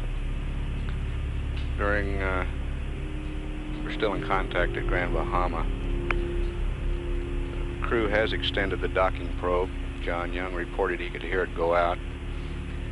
And Charlie Duke has passed up the TLI information and also some pads for several abort times right after TLI. We have the tape of this pass over the United States starting at Guaymas. We'll play that for you now. Hello, Apollo 10, Houston, through Guaymas, standing by. Roger, Houston, with you loud and clear. Right, you're 5-by. Okay, we're ready to extend the docking probe when you are. Roger, stand by. Got to get a go on that temperature measurement. 10, Houston, we're ready for you to extend the docking probe, and you'll have to stand by on the temp till we get high bit rate. Roger. 10, 1, we'll count down to 5, 4, 3, 2, 1, extend. Right, copy. 5 to 4, wind great. Roger. We could feel the plug. Roger. Yeah, you could hear it go out. I believe it's all the way out. Roger, say you heard it go out? Yeah. Okay. Hey, we'll have that P27 for you over Bermuda at about 1+40, and we got a TLI +90 pad if you're ready to copy, Jay. Hello, Apollo 10, Houston. We got the load in okay. You can go back to blocking. The computer's yours. TLI +90, STS/GNN 63556 minus 148 plus 135 003 55 4487 minus 05484. Houston, Apollo 10, what's your latest orbit show? Stand by. 6232 180 239er. 10 Houston, we're showing you on a 107 by 104. NA. Roger, thank you. Is plus 00175. 66458. Burn time 737. 66199er. 24 2087 167. Hello, Houston, this is 10. Go ahead. Houston, we lost S-band for a second there. I got everything through HANA. Go after that. Okay, Gene, HP is plus 00175 66458 737 Delta VC 66199er 24 2087 167. Foresight star is Shala, and it's left 008 down 27 minus 2605 minus 02500 11229er 339er 0125535. Okay, your set stars are done up in Vega at 0672833337. No ollie. And your P37. Oh, Apollo 10, Houston, we think that your primary event is definitely right out, but we're going to leave it as is, and if we have to, we'll reservice out to TLI. Okay, after I closed the valve, it started off the low peg, and now it's drifted off to a reading about 0.24. Roger. Okay, spacecraft temp is starting to cool down. We feel real good in here. Minus 148, plus 135, 003, 554487. 10, Houston, we'll have you through the Canaries till about 1 plus 55, except for about a 30-second break at about 1 plus 43, when we go from Vanguard to the Canaries. Apogee is NA. Correct. Plus 00175. Short break at about 1 plus 49, excuse me. 737, 66199er. 24 2087 167. Foresight star Shala, left 008 down 27 minus 2605 minus 02500. 11229er 339er 0125535. 10, Houston, how's the view from up there? Your windows all look good? Okay, windows are all clear. It has a white streak across the external, just a white streak. Okay, right there, the window. Right, we copy. 73 minus 165. How wide is it? Is it significant at all? And you're just a little bit faster than I reached. Charlie, it looks like someone took a little thin paintbrush and just stabbed it across from top to bottom on the right-hand window. Right. Okay, I'm ready. Okay. Time base 6 feet. 22425. 179er. And 10, Houston, with the high bit rate, that probe temp's ringing right in there at 85. Thank you. Burn time 543 104376 35603 358 151 040. TLI plus 10-minute abort pitch angle is 267. Standing by for your readback. Okay, TLI is 22425, 179er, 116000. Burn time is 543 104376 35603. Roll is 358 151040, and our TLI plus 10-minute pitch is 267 degrees. Right, the burn looks going to look real nominal. The step angles, everything's real nominal, and your backup S4B Q cards are okay. Pitch and yaw, everything looks good. That's great, Charlie. We'll be coming over the top here pretty soon. Right. You ought to be right over. 10, Houston on the TLI. We got a string of 9s on the probability for a guided cutoff. Can't beat that. Sure can. You're doing good work so far, Charlie. Yeah, so are you guys. And you guys sounded ecstatic on that booth. Babe, you ain't seen nothing until you seen that S1C stage. Would you care to elaborate? I will later. Okay.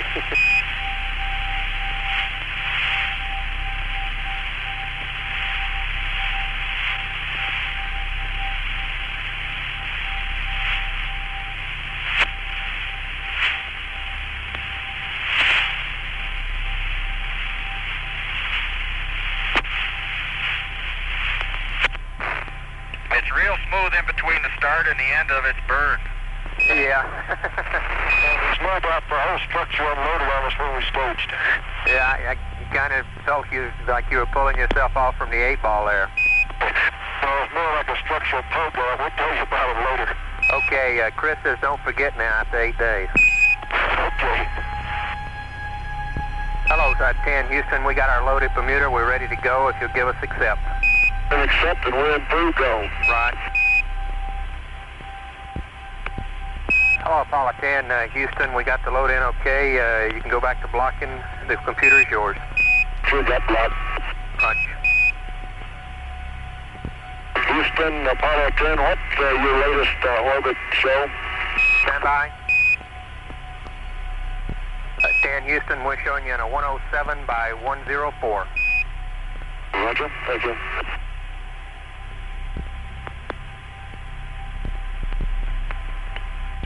Hello, Apollo 10, Houston. We think that your primary evap is definitely dried out, but we're going to leave it as is, and if we have to, we'll reservice out to TLI. Okay, after I closed the valve, it started off the low peg, and now it's drifted off to a reading about 0.24. Roger. Roger, spacecraft temp is starting to cool down, and we feel real good in here. Right, good, Tom. 10, Houston, we'll have you through the Canaries till about 1 plus 5.5, except for about a 30-second break at about 1 plus 4.3 when we go from Vanguard to the Canaries. Correct? Roger. A short break at about 1 plus 4.9, excuse me. Roger. 10, Houston, how's the view from up there? Your windows all look good? Windows are all clear. Gene has a white streak across his external, just a white Apollo streak. 10, Houston, Okay, through the right, Canaries, standing by. We're go for the power arm at any time. Is it significant at all, Tom? Okay, Charlie, I'll get it right now. Okay. Charlie, it looks like Just logic about everything, the breakers, just logic 1 and logic 2 are coming off. From top to bottom on the right-hand window. Right. And 10, Houston, with the high bit rate, that probe temp's hanging right in there at 85. Thank you. Hello, Apollo 10, Houston, through the Canaries, standing by. We're go for the power arm at 10, Houston, would you verify that the 6-arm breakers are closed? I'll get it right now. Okay. Roger, 6 arms coming close now. And the breaker, logic 1 and logic 2 are coming on. Right, stand by.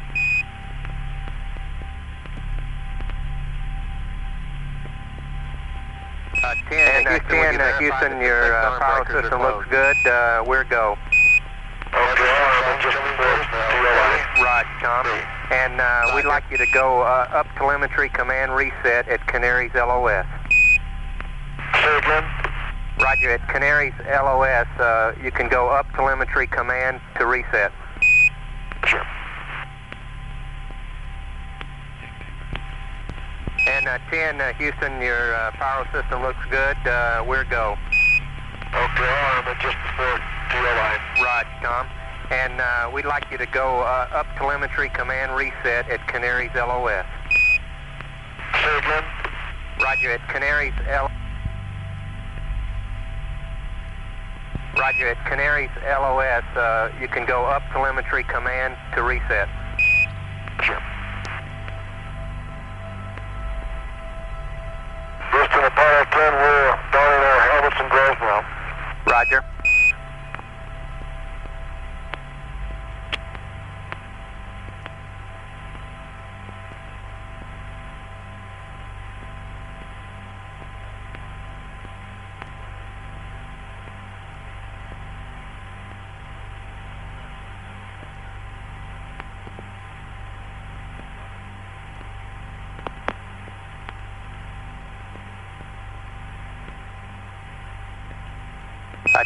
Houston, everybody in the room is happy as can be. You're looking great. We'll have LOS at Canaries at 1+56. We'll see you over at Canana Reef at 2+09.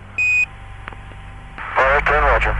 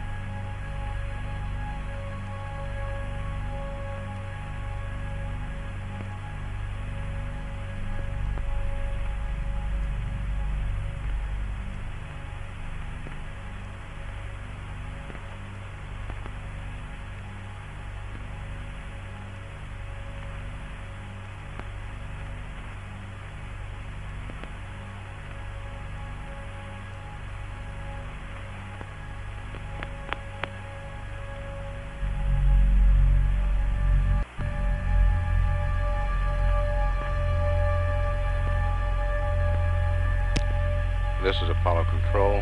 The Canary Island station has loss of signal. We're 37 minutes 22 seconds away from the translunar injection burn of the third stage of the Saturn V, the S4B stage.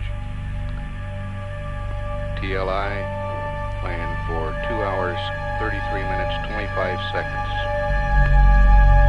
At that time, the engine will burn for a duration of 5 minutes, 43 seconds to place Apollo 10 on the way to the moon.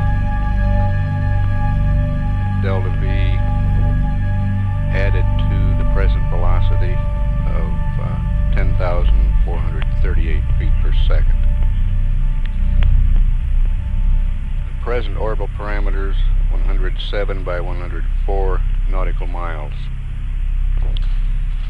The ground controllers do feel that the primary evaporator has dried out. However, we will not reservice the evaporator until after the translunar injection burn. Crew reports that the cabin is comfortable. Got a window report. Tom Stafford reporting the windows clear. One thin white streak on Gene Cernan's window, which is no problem. The next station to acquire will be Carnarvon at 2 hours 25 minutes. This is Mission Control, Houston.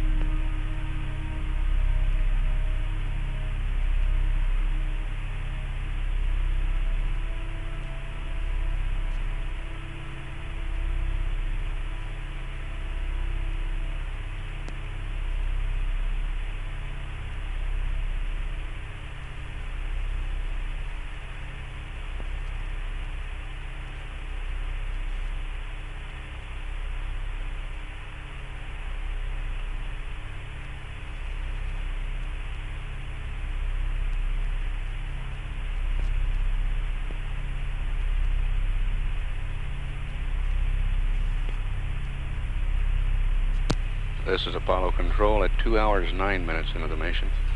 Tananary has acquired Apollo 10. We'll stand by.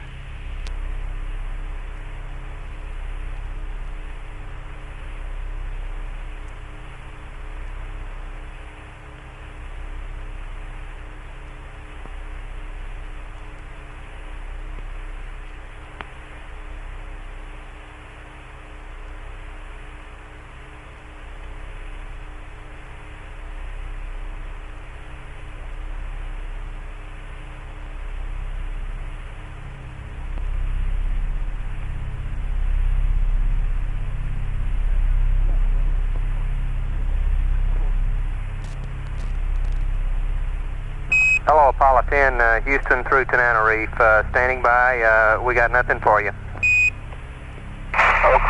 Houston, we have our fires on, and we're all set for Korea. Roger. We'll try to come up through Araya at about 2+14, Tom. They say the circuit margins look good from Araya 3. The other aircraft, it's sort of marginal, but we'll probably try it. Araya at 2+14. Roger.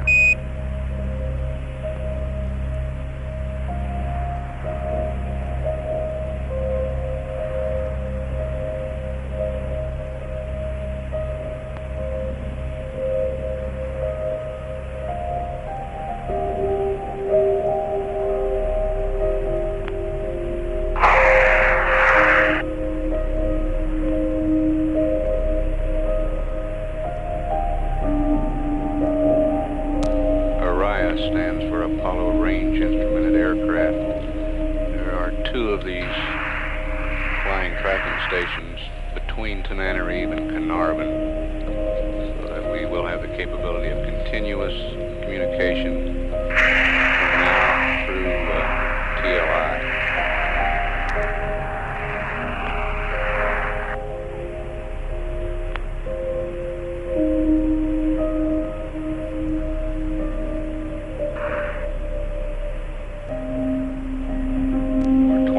Away from translator injection.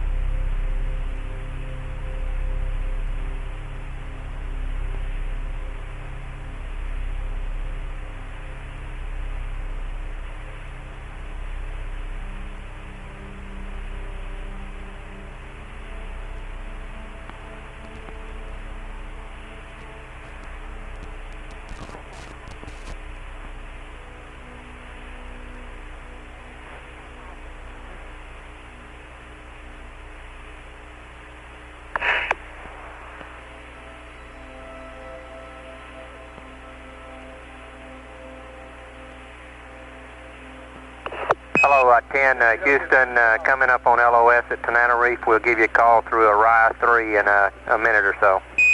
Roger, we're all squared away for the phone. Right, Tom.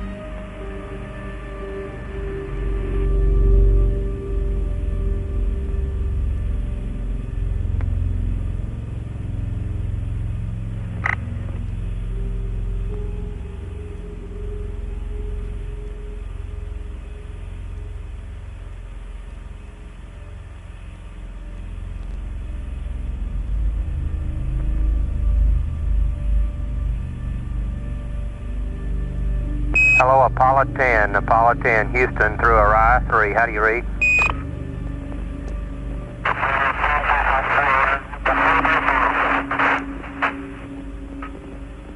Rodger, you're there, 10, but unreadable.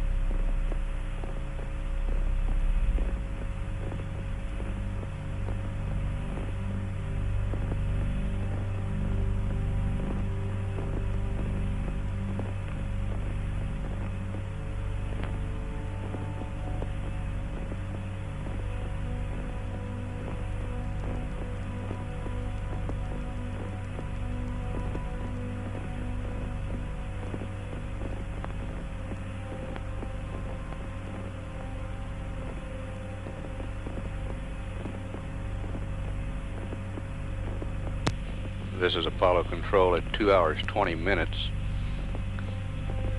Even though the voice communications through Orion 3 are unsatisfactory, indications are that Orion is getting good telemetry from the spacecraft. We're 12 minutes 50 seconds away from translunar injection. We'll continue to stay up live in case we are able to communicate through either of the two Orions between Tanana and Carnarvon.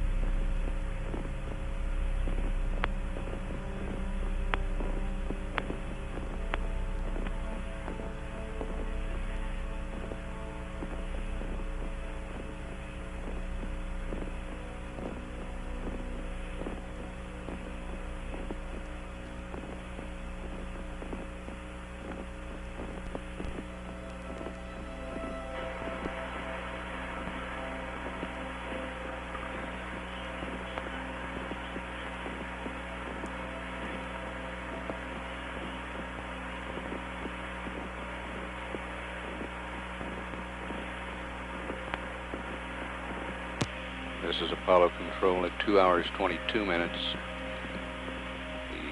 The total velocity that Apollo 10 will be shooting for in this third stage burn for translunar injection is 35,594.8 feet per second. The GET time of ignition, 2 hours 33 minutes 25 seconds. GET time of engine cutoff, 2 hours 39 minutes 9 seconds.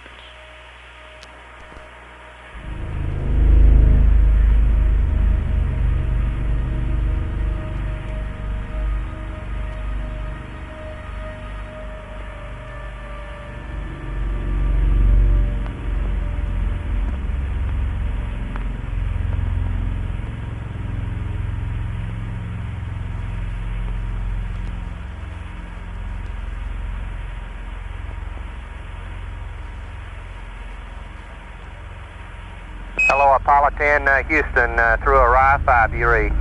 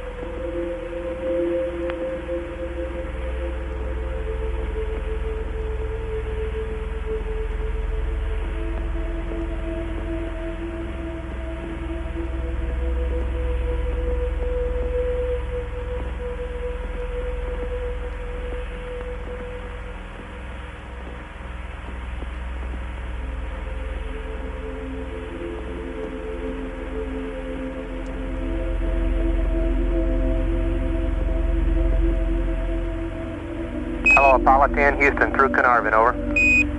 Roger, through Carnarvon, the time base 6 started right on time, Charlie. Right, good, yes, 4B's looking great, Tom. It's pressurizing okay. Good, I can see the pressure building up, and I'm at 53.05.45 mark, 53.05 counting up. Roger, we're about 3 seconds ahead of you. Okay.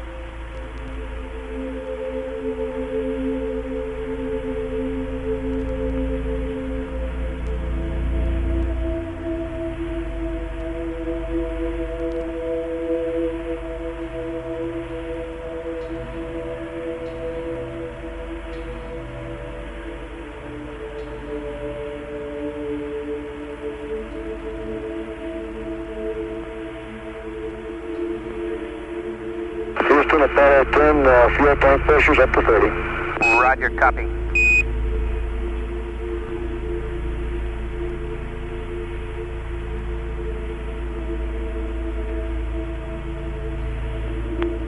Those tank pressures are in reference to the S4B. Time base 6 is a program in the instrument unit of the S4B, which programs it for the translunar injection.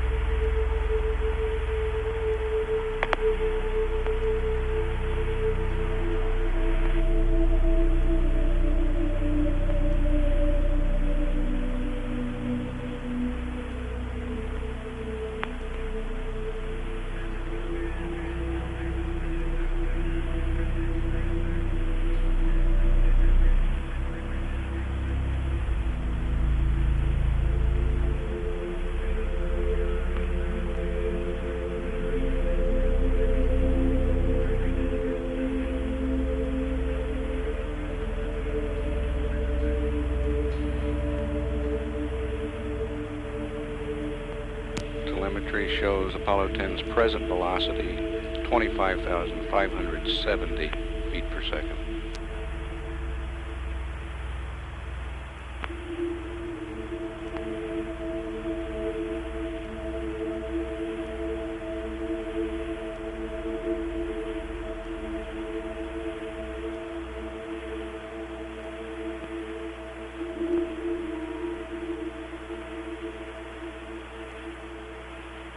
Present altitude 105 nautical miles.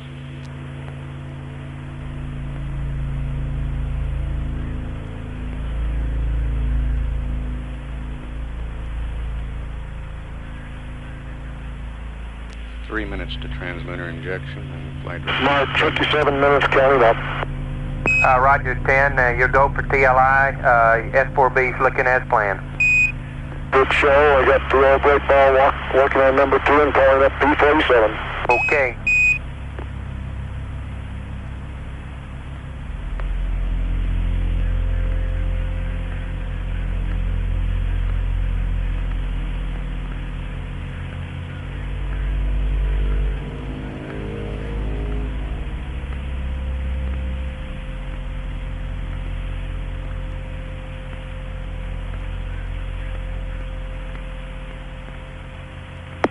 Go.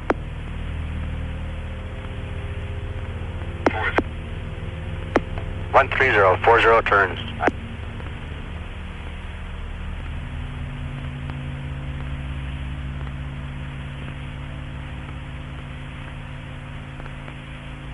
TVC servo power on.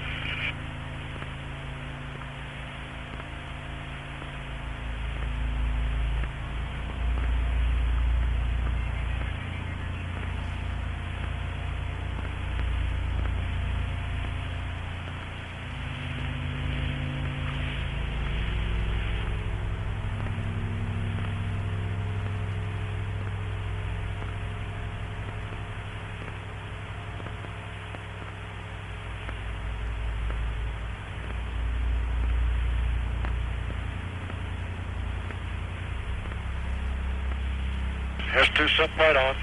Roger. Bridge go. Very well.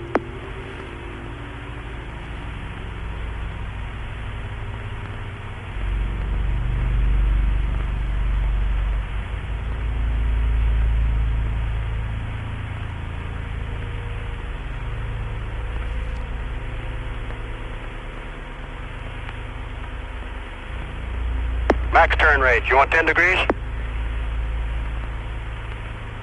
Exceed 10 degrees, very well.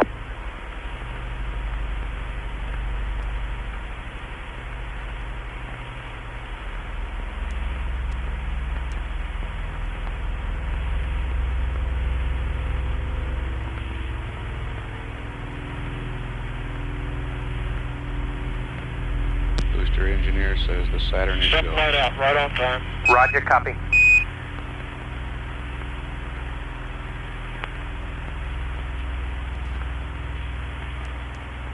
Fuel lead must start. We're getting acceleration. Roger.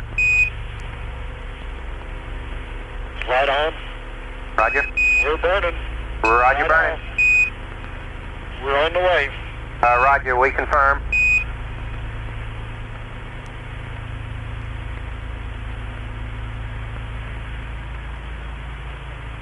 Houston, your S4B looks good. Roger. And the guidance looks good. Roger.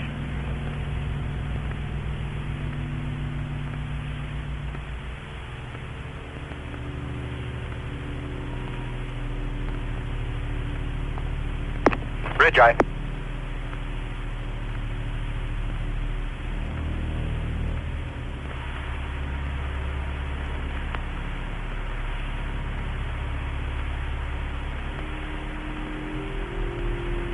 — 26,400 feet per second velocity now.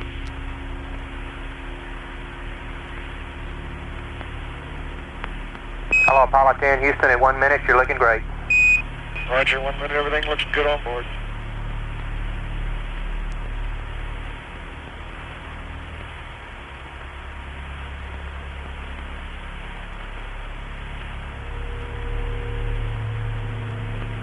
Starting to pick up the yaw just as programmed. Roger.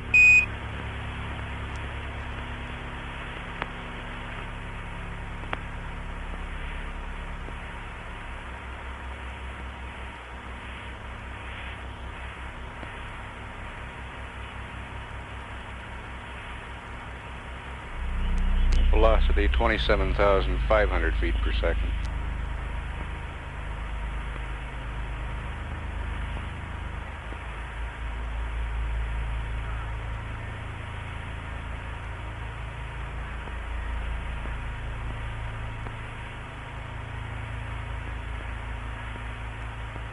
In 2 minutes, you're looking great. Roger.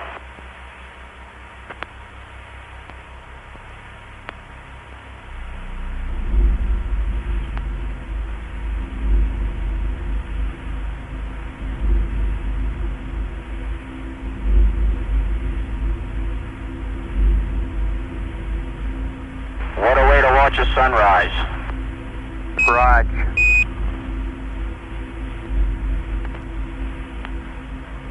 That was Gene Cernan.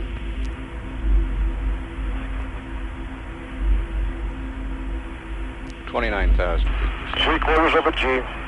Roger, copy, Tom. Tom Stafford reporting 3/4 of 1 G.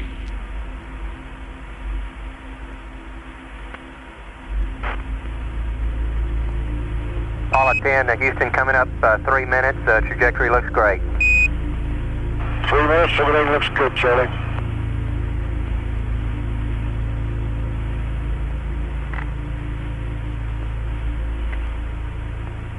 Apollo 10, Houston, we got a predicted cutoff 2 plus 39 plus 10. 2 plus 39 plus 10.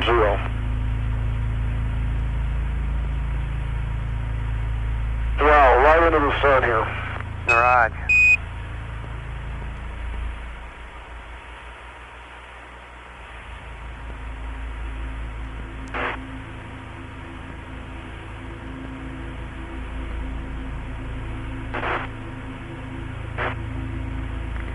31,000 feet per second velocity.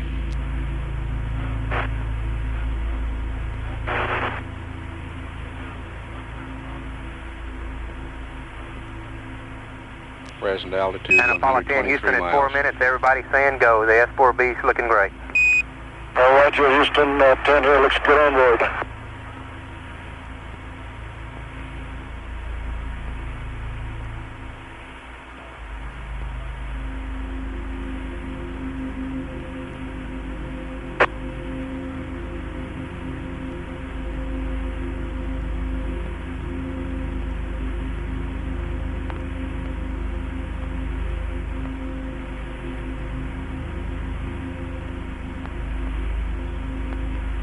Okay, we're getting a motor high frequency. Say again? getting some snow. Understand the small yaw oscillations, 10? Negative, high frequency vibrations. Oh, I saw.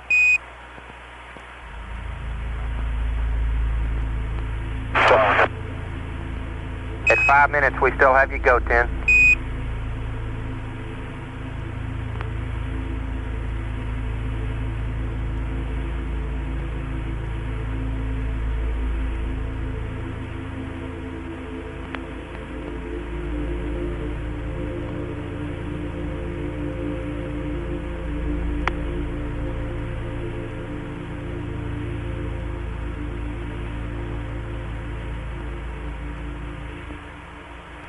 Uh, 10, Houston in the blind, at cutoff, up telemetry IU to accept.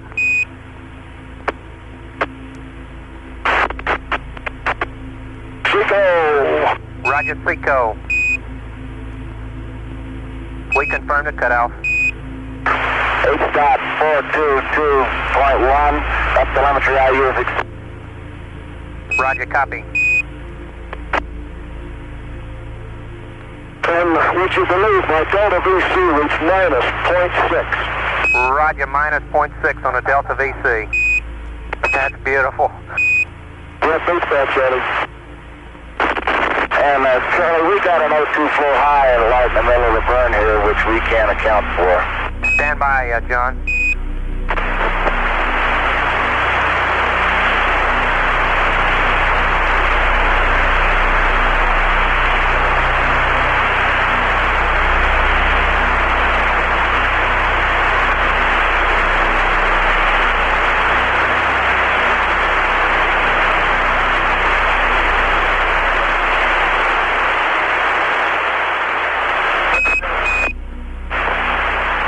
Apollo 10, Houston in the blind, have LOS at Redstone 2+41, C over Hawaii 2+44. Roger, troubleshooting that thing, I went to auto 2 on the soup circuit water accumulator. That's the only thing I could think of. It was right at 10 minutes when it happened. Roger, we think that cabin pressure regs kicked in there for that O2 flow, John. It just went out and the flow's starting to drop now, Charlie. Looks like we're in good shape. Okay, fine. You're beginning to fade out. We think we'll be losing you through the Redstone here in about 30 seconds. Hawaii at 2+44.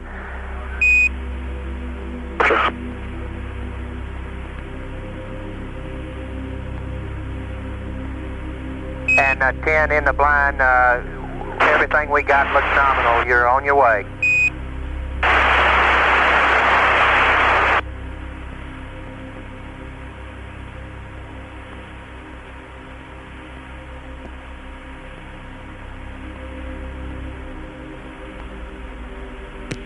This is Apollo Control, 2 hours, 41 minutes into the mission.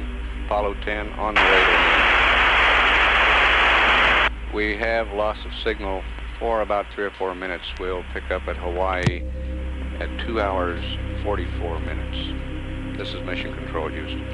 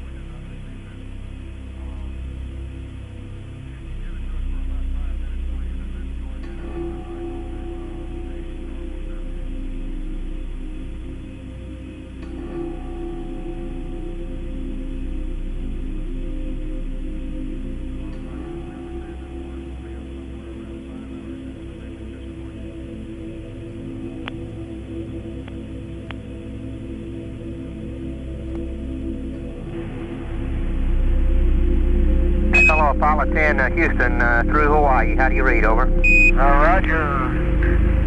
Houston, Apollo 10, would you believe the world is starting to fade away? Roger, we believe it, Tom. You're all go here. Fido confirms it was perfect insertion. Apollo Control, 2 hours, we'd like you to 44 confirm that minutes. you're on Charlie Omni Duke just put Delta, a call to the and spacecraft. we're all go. Roger. Showing present altitude 608 nautical miles.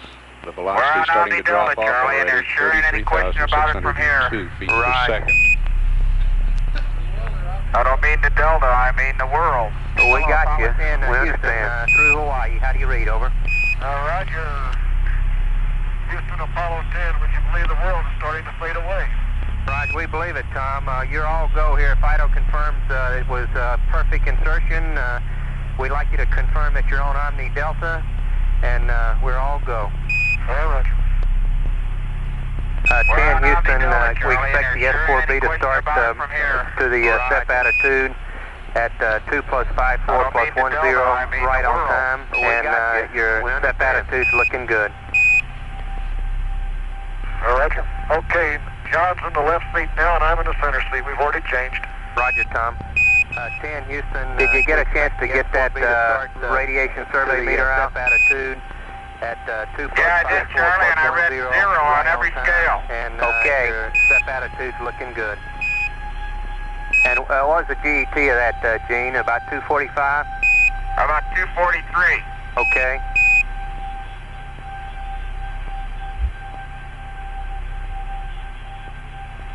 Roger. Okay, John's in the left seat now, and I'm in the center seat. We've already changed. Roger, Tom. Did you get a chance to get that radiation survey meter out? Yeah, I did, Charlie, and I read 0 on every scale. Okay. And what was the GET of that, Gene? About 245? About 243. Okay.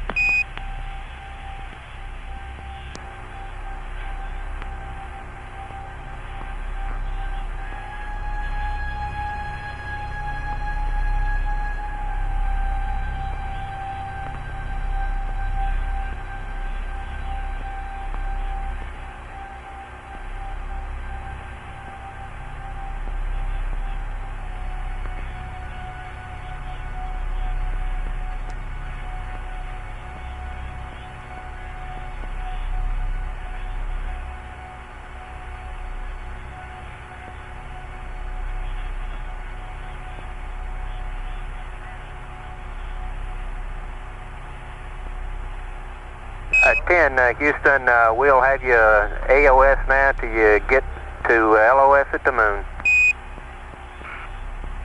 Sounds like Chris has got pretty good coverage. Yes, sir.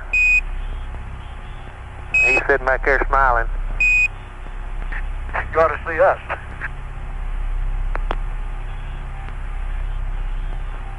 Chris says ain't no backing out now. That's for sure. You can play our favorite song, Charlie. The one about fly me someplace or somewhere. Right. That's up to you. You got 3 Marshall guys down here smiling from ear to ear, too.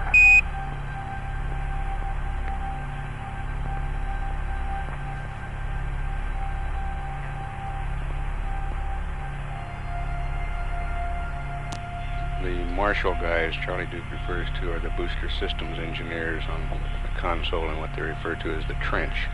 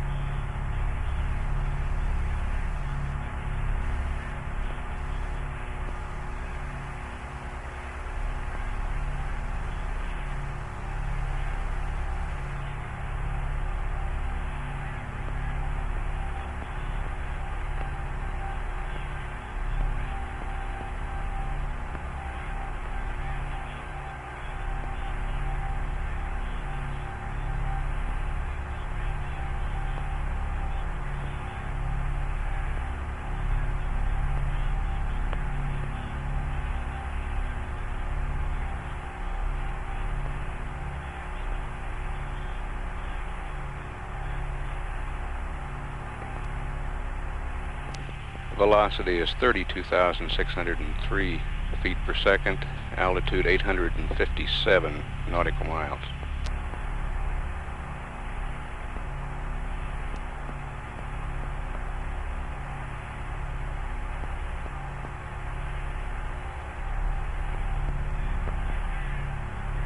Apollo 10, Houston, we'd like you to do a verb 66 to get the state vector into the right position, and if you got time, comment on the ordeal tracking there for that backup TLI. Okay, the inertial track was just right on what the nominal was, and the ordeal was looking just what it should be. Right, Tom.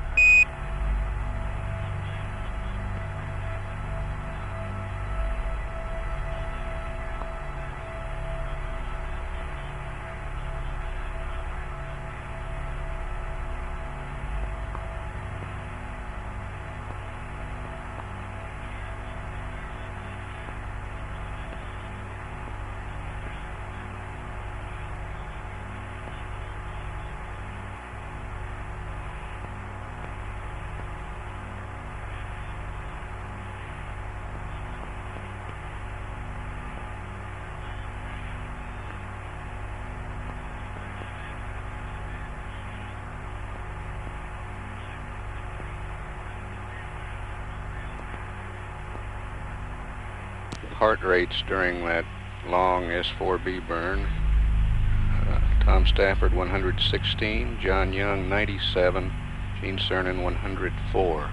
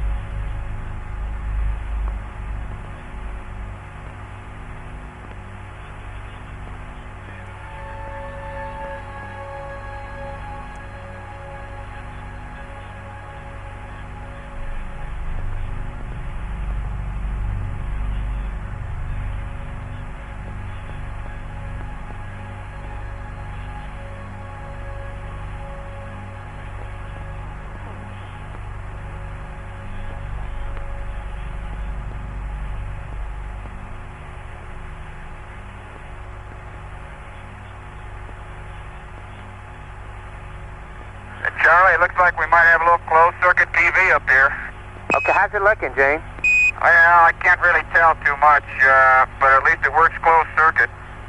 Okay, fine. Goldstone's all configured. We'll be standing by.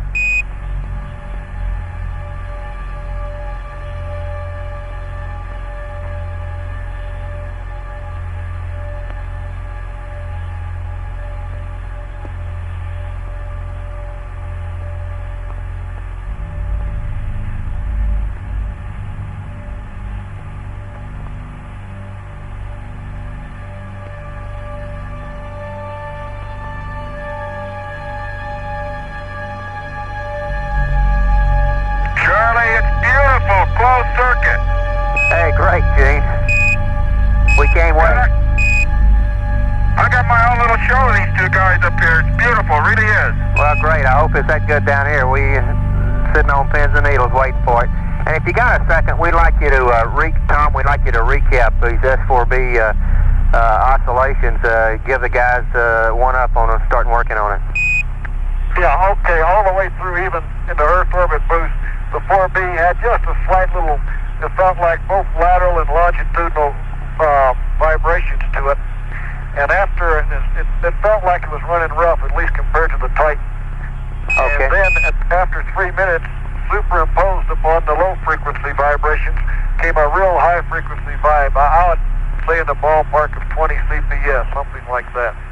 And of course we were sweating it all the way, but it shut down right on time. But there was a definite shift to a high frequency superimposed upon the low frequency at about 3 minutes into the TLI burn.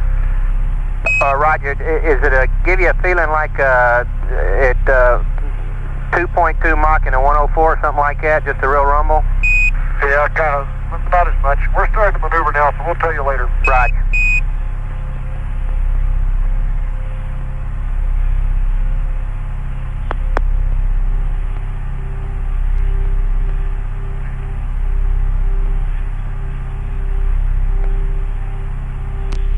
S4B is maneuvering to Okay, separation cabin pressure attitude. Up to 5-7, direct 02 coming off.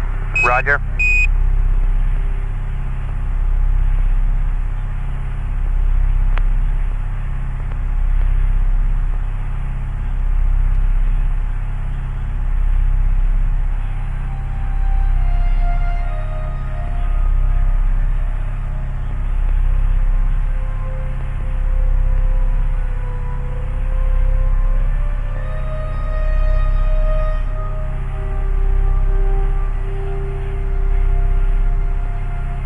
Altitude is 1,598 miles. Velocity 30,077 feet per second.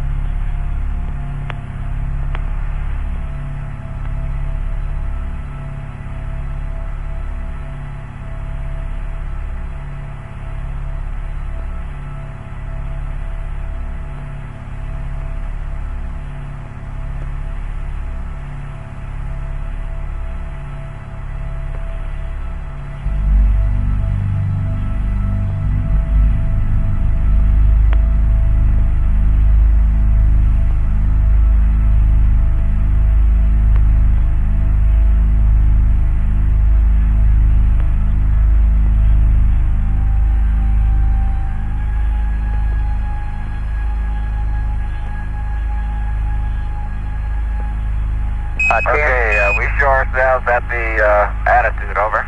We confirm, 10, your go for SEP. Roger. We're going to check the thrusters here now. 10, your go for power arm and go for SEP. Roger.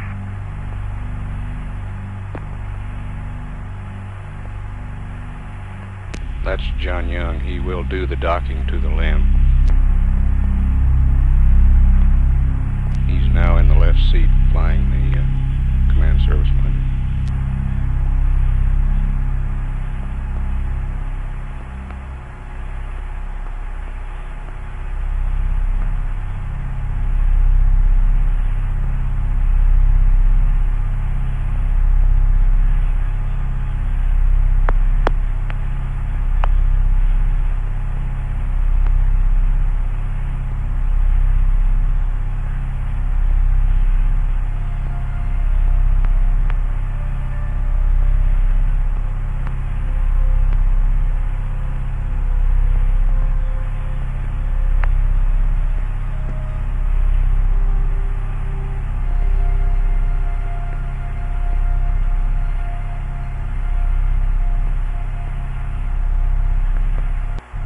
Minute and a half away from separation. The command and service modules will separate from the S4B, fly out about Try.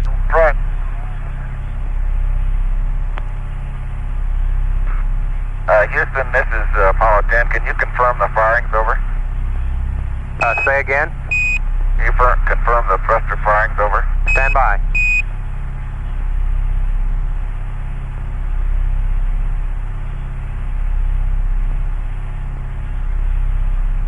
10, Houston, we confirm all the rotational inputs. We did not confirm the translational. As far as we're concerned, your go. Roger.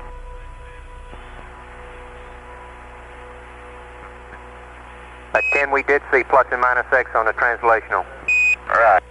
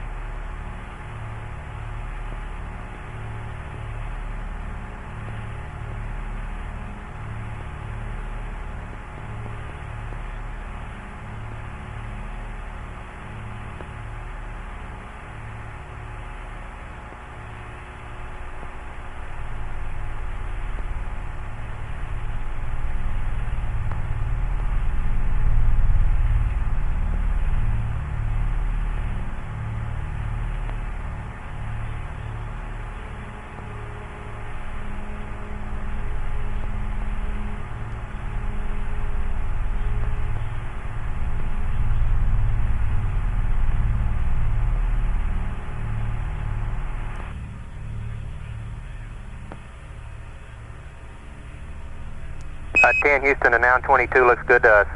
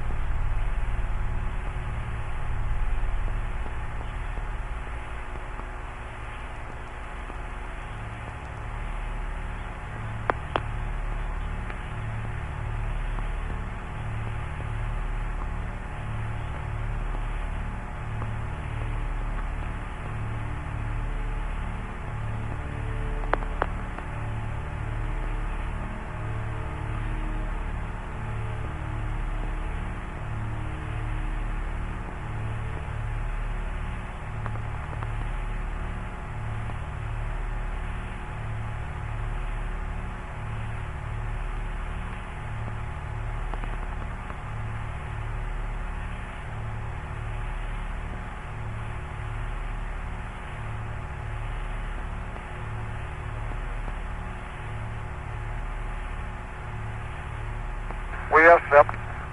Roger.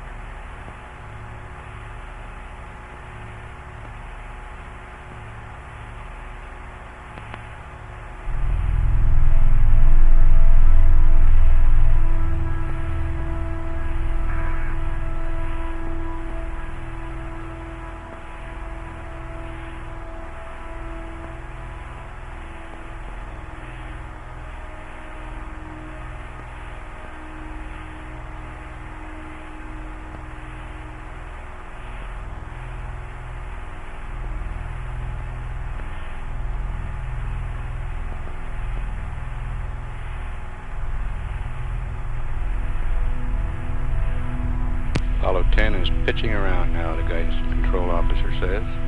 Pitching around, then we'll come back in and dock with the lunar module. Altitude now 3,580 nautical miles. Velocity is down to 25,401.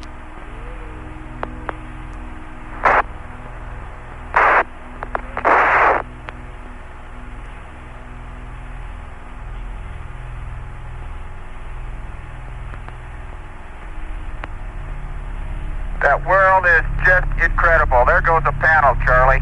Roger. How do you read me, Gene? Loud and clear. We don't have the S4B yet, but there goes a panel. Roger.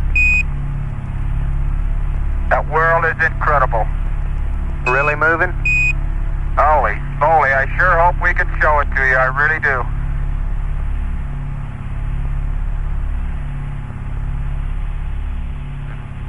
Okay, I got the S4B. Roger. And there goes another panel. Roger, all retrograde, we hope.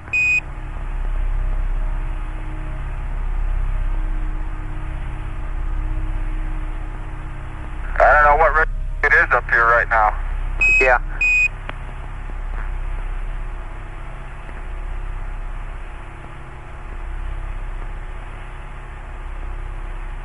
Those are the slaw panels that house the lunar module. They've been jettisoned.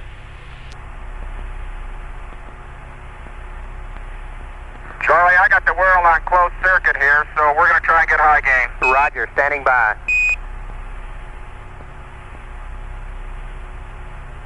Okay, babe, there's high gain. The TV is on. I should be coming down to you, and I'll have to adjust it as we come along into the S4B. Hey, it's beautiful, Gene. We got the black and white now with a little time delay on the color. Okay, and the S4B ought to be coming in here in a second. Roger. Hey, we got the S4B coming into the top. The sun's really shining on it.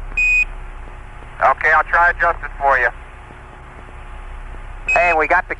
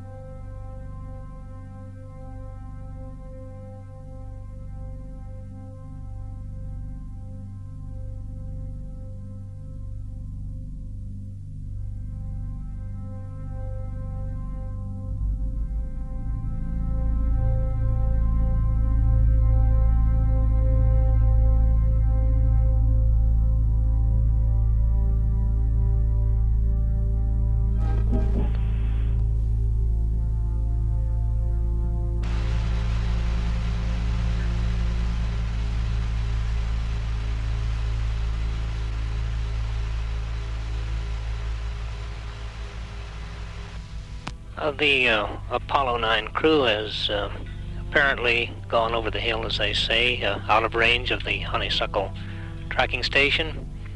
We just had a call for LOS there.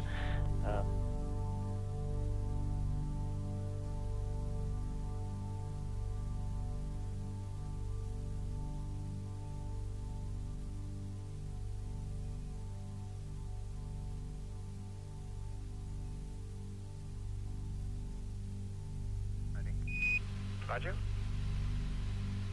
Hey, we're going to plan to press right ahead and do the CDH burn. It doesn't look like this is going to hurt anything. We concur. The word is press. Now pressurizing, and we're coming up on the power transfer. 50 seconds and counting. We have now switched to internal power satisfactorily on the batteries of the first stage, all three stages of the Saturn V vehicle. 40 seconds and counting. Tom Stafford making a final check of his computer. The vehicle, all stages pressurized at this time. We're waiting for the swing arms to come back. One should be coming back at this time, a second one at 17 seconds. Tom Stafford reports they are go. We're coming up in the 20-second mark. T-minus 20 seconds and counting. 17 seconds and counting. Guidance internal. 15, 14, 13, 12, 11, 10, 9. We have ignition sequence start. Engines on 5, 4, 3, 2. All engines running. Launch commit. Liftoff. We have liftoff 49 minutes past the hour. Clock has started. Stafford reports the clock has started. The tower is clear. We're going. And roll program right on time. Tom Stafford acknowledges the roll and pitch program to put Apollo 10 on the proper course. Okay, pitch is tracking, looking good. Roger. Roll complete, ELS manual. Roger, roll. 10 Houston Mark, mode 1 Bravo. Roger, 1 Bravo. 1 Bravo is an abort mode dealing with altitude, function of altitude. Starting to rattle a little bit in here. Roger. Plus 55 seconds. Cabin is relieving. Roger, copy. Cabin pressure is 2G, Charlie. Roger. downrange 1 mile, 3.3 nautical miles high.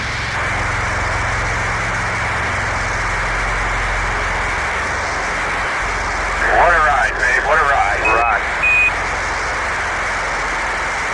Gene Stafford. Saturn reporting what a ride. Roger, going 3 Max 2. Roger.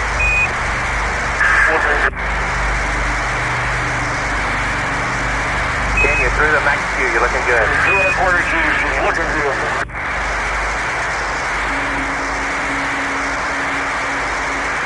1 minute 44 seconds, downrange 7 miles, 12 miles high. 32 1/2 G's. Roger, copy, Tom.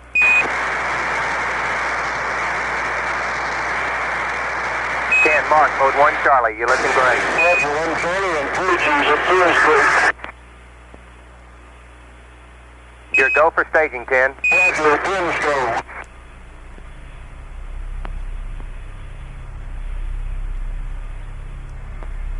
Inboard check on. Roger, inboard. Clear a little Coco.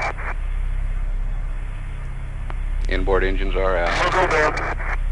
Roger, copy, Tom. EDS off, 10.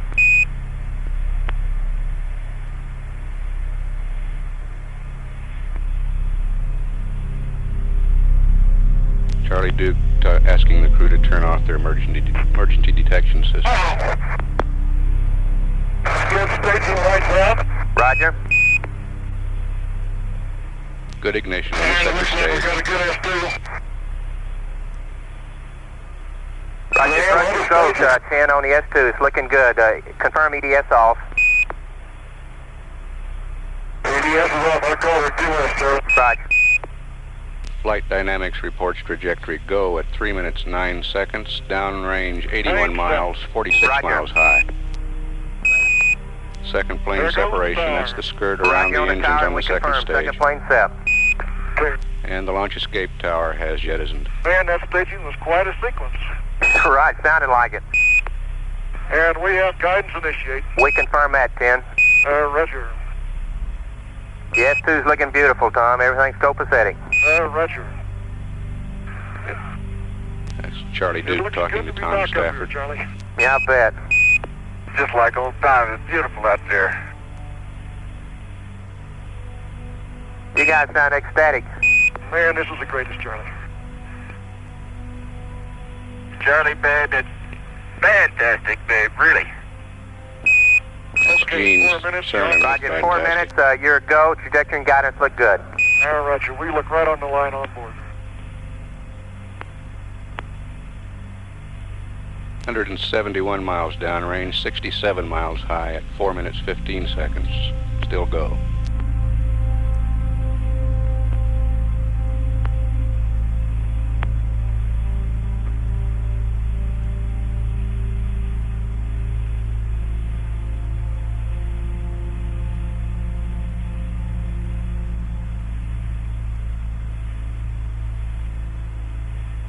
Glenn Lenny taking a status check. Everyone says go.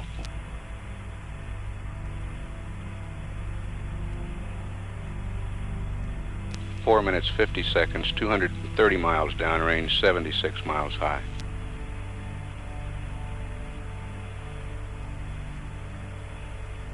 Houston, at 5 minutes, you're all go. All your systems are looking great. Roger, 5 minutes, 10 is go. All right, you're right on the track. Roger, Charlie.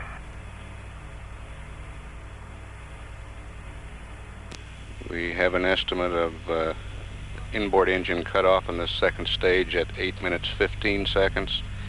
Outboard engine cutoff 9 minutes 11 seconds.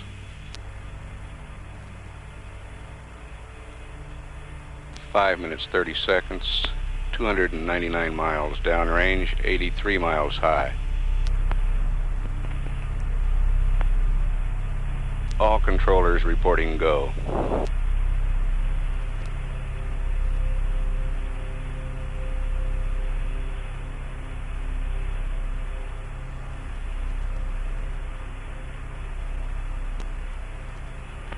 $350 miles downrange, 87 miles. You're looking beautiful.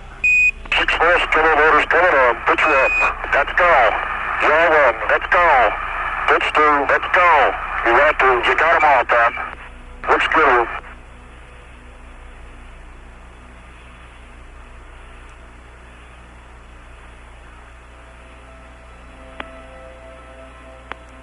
Guidance says it's looking real good at 6 minutes 23 Charlie, sure we seconds. didn't lose Snoopy on that staging? Nah, I think Snoopy's still there with you. You're looking good. We copy your gimbal motors on and your trim looks good. That's just tracking. Just beautiful.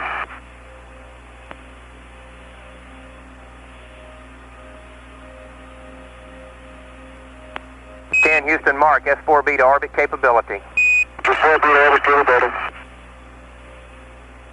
Follow 10 now has the capability to get into orbit on the S4B should the second stage Houston, malfunction. coming up on 7 minutes. You're all go. We have nominal level sense arm 8+15, S2 cutoff 9+11. German level sense arm and 9+11 for S2. Right.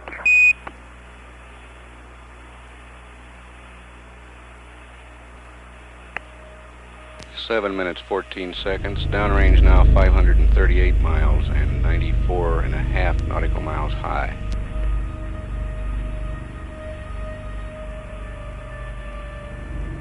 Coming up on inboard engine cutoff. 730, 10 is good. Right, looking good here.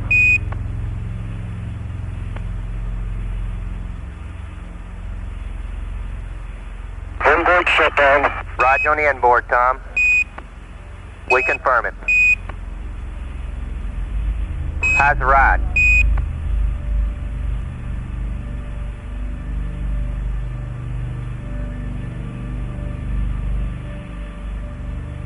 Houston, 8 minutes. You're looking good. How's the ride? Roger, fantastic, Charlie, fantastic. Roger.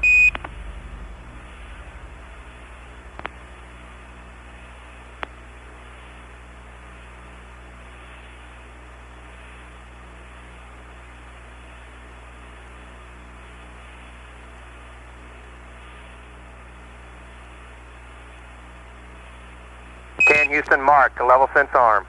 Level sense arm. We're right down the ground track at 8 minutes 30 seconds. 755 miles downrange, 98 miles high.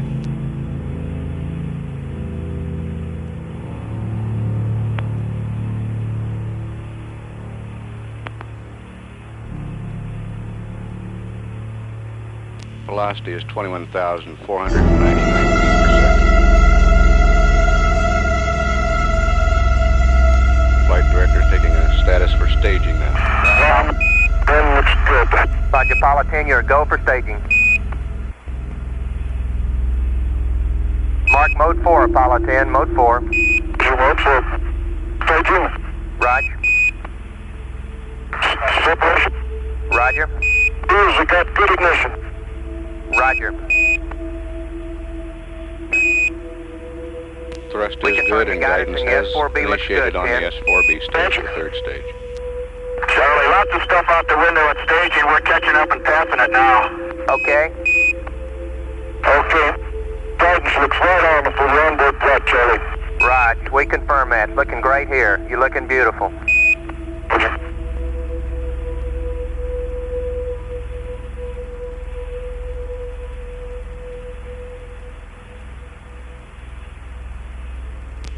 1,037 miles downrange, 102 miles high, and the velocity Houston, is 23,400 feet per 10 minutes second. go. Onboard script.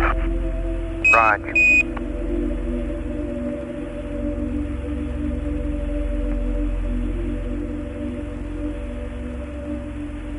Predicted cutoff for the Saturn S4B stage, 11 minutes 47 Houston seconds. predicted S4B cutoff, 11 plus 47. 11 plus 47.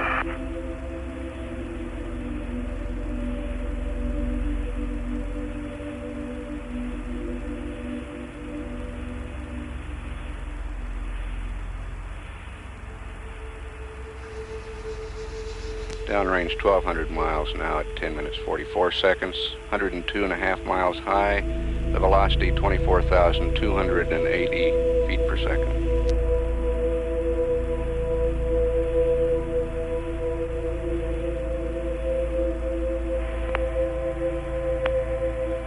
And 10 looks good. Roger, 10. Roger.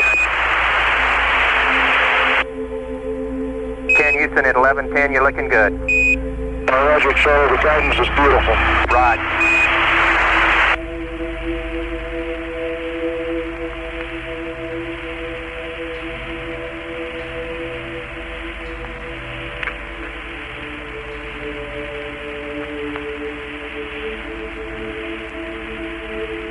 Predicted cutoff now 11 minutes 45 seconds.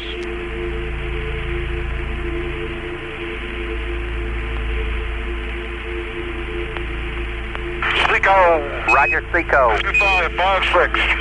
Roger. Stand by, 10.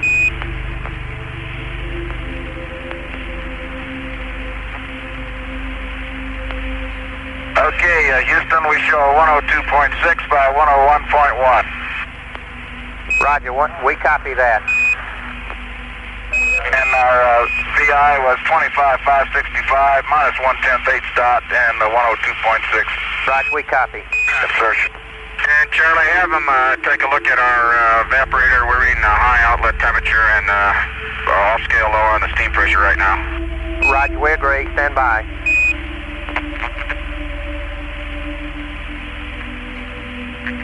Okay.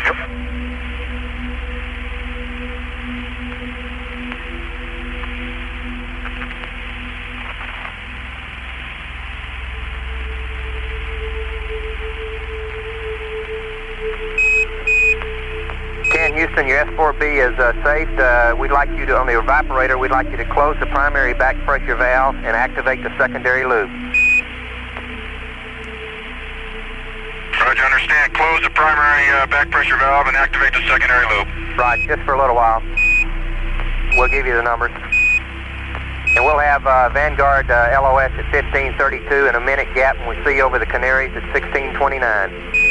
Roger, and we have closed the isolation valve on CMRCS ring 1, 2 is still open. Roger.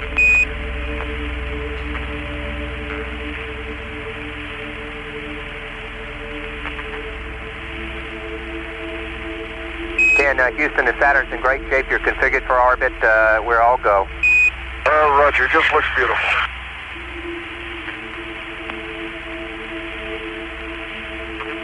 And 10, Houston, we confirm your orbit. The IU vector has you in a 103 by 100.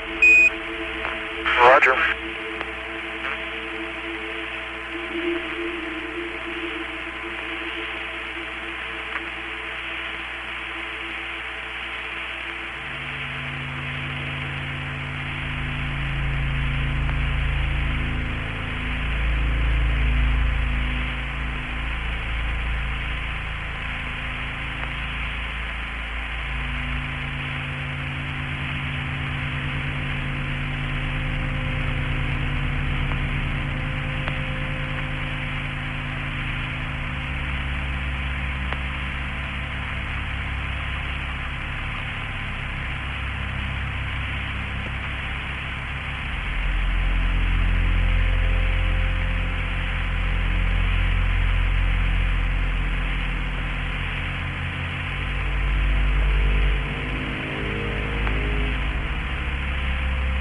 10, Houston, we want you to keep the primary back pressure valve closed for about 15 minutes, and then we'll stand by.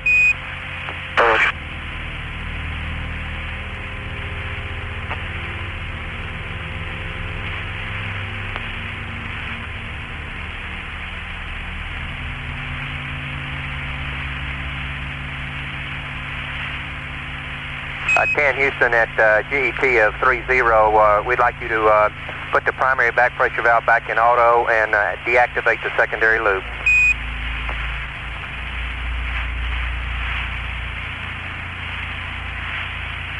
Roger, understand you want, at 30, you want to deactivate the secondary loop and go back to auto on the primary boiler. Affirm, Gene.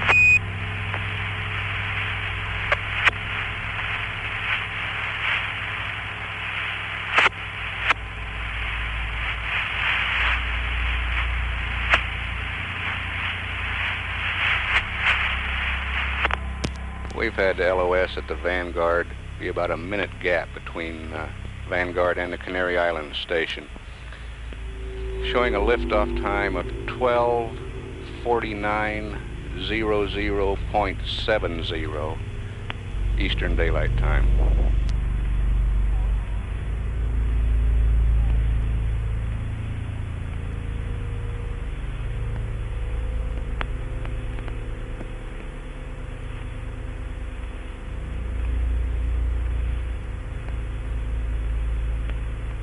This is Apollo Control. We should be picking up the Canaries any time now. We'll continue to stand by. We do have AOS, acquisition of signal, at Canaries now.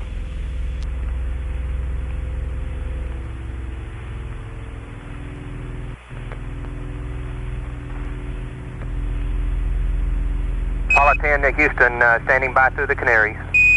Roger, 10, we've been loud and clear. We basically completed our insertion checklist. Roger, copy.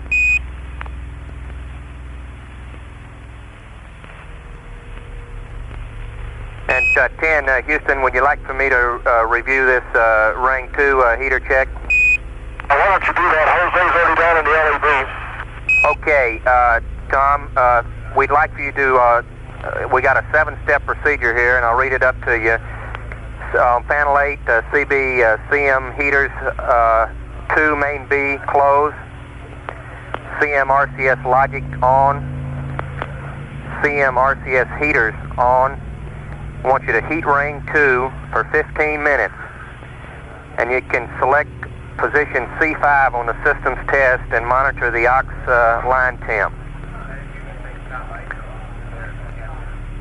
I'll shut first. Correct. 10, your first step would be to close the RCS propellant isolation valve on ring 2. We'll go ahead and do that right now, Charlie. Okay, then you can, then we'd like, if you're going to close the prop valve right now, we'd like you to turn the heaters on too. We'll turn the heaters on right now. Stay firm. And then after 10, Houston. Okay, Charlie, we're going through the procedure. The heater's on. Roger. Okay, and we'll turn them off after 15 minutes, and you say we can monitor what on C5? You can monitor the oxidizer line temp on C5. It'll probably be off scale high, but if you see any change, we'd appreciate you telling us. Roger. Okay, we got that, Charlie.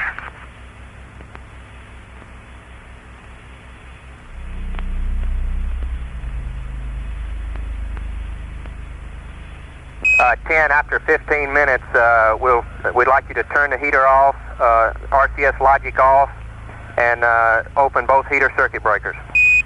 Hey, Roger, will do, Houston.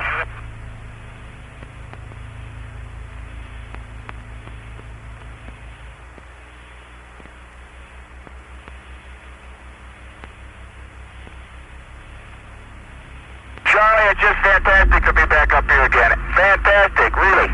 Man, you guys really sound great up there. Yeah, Charlie, after 3 years, it seems a long time, but here comes the coast of Africa again, and it looks beautiful. Yeah, I bet. Wish we were there with you. Next time It makes you feel, I think we all feel great. Right, next time we're going to put a cot on board, and one of us is going along. Roger.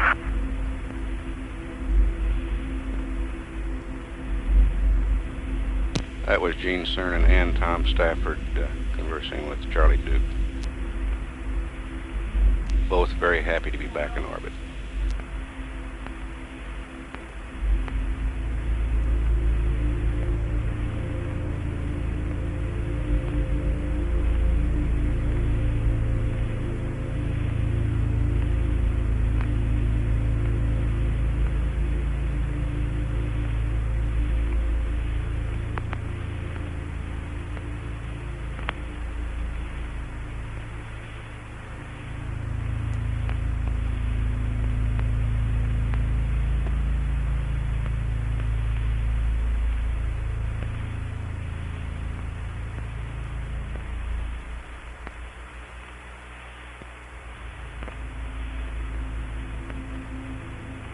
Apollo 10, Houston, the P-52 is your option. It really looked great during the launch phase. We have an azimuth correction of -0.11.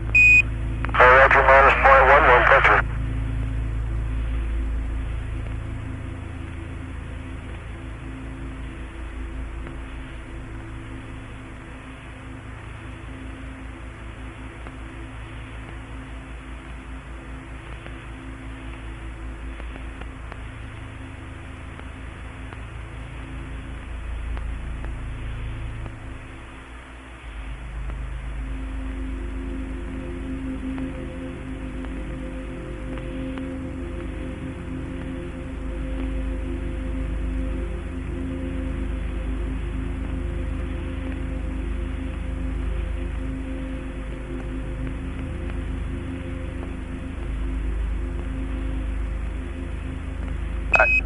Houston, if you've taken your helmets off, would remind you to open the suit circuit return valve.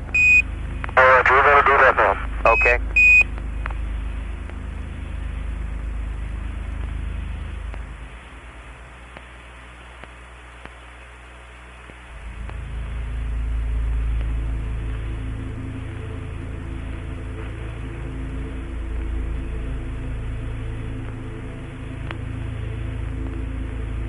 Apollo 10, Houston, you got about 1 minute to Canary's LOS, Tananarive at 37.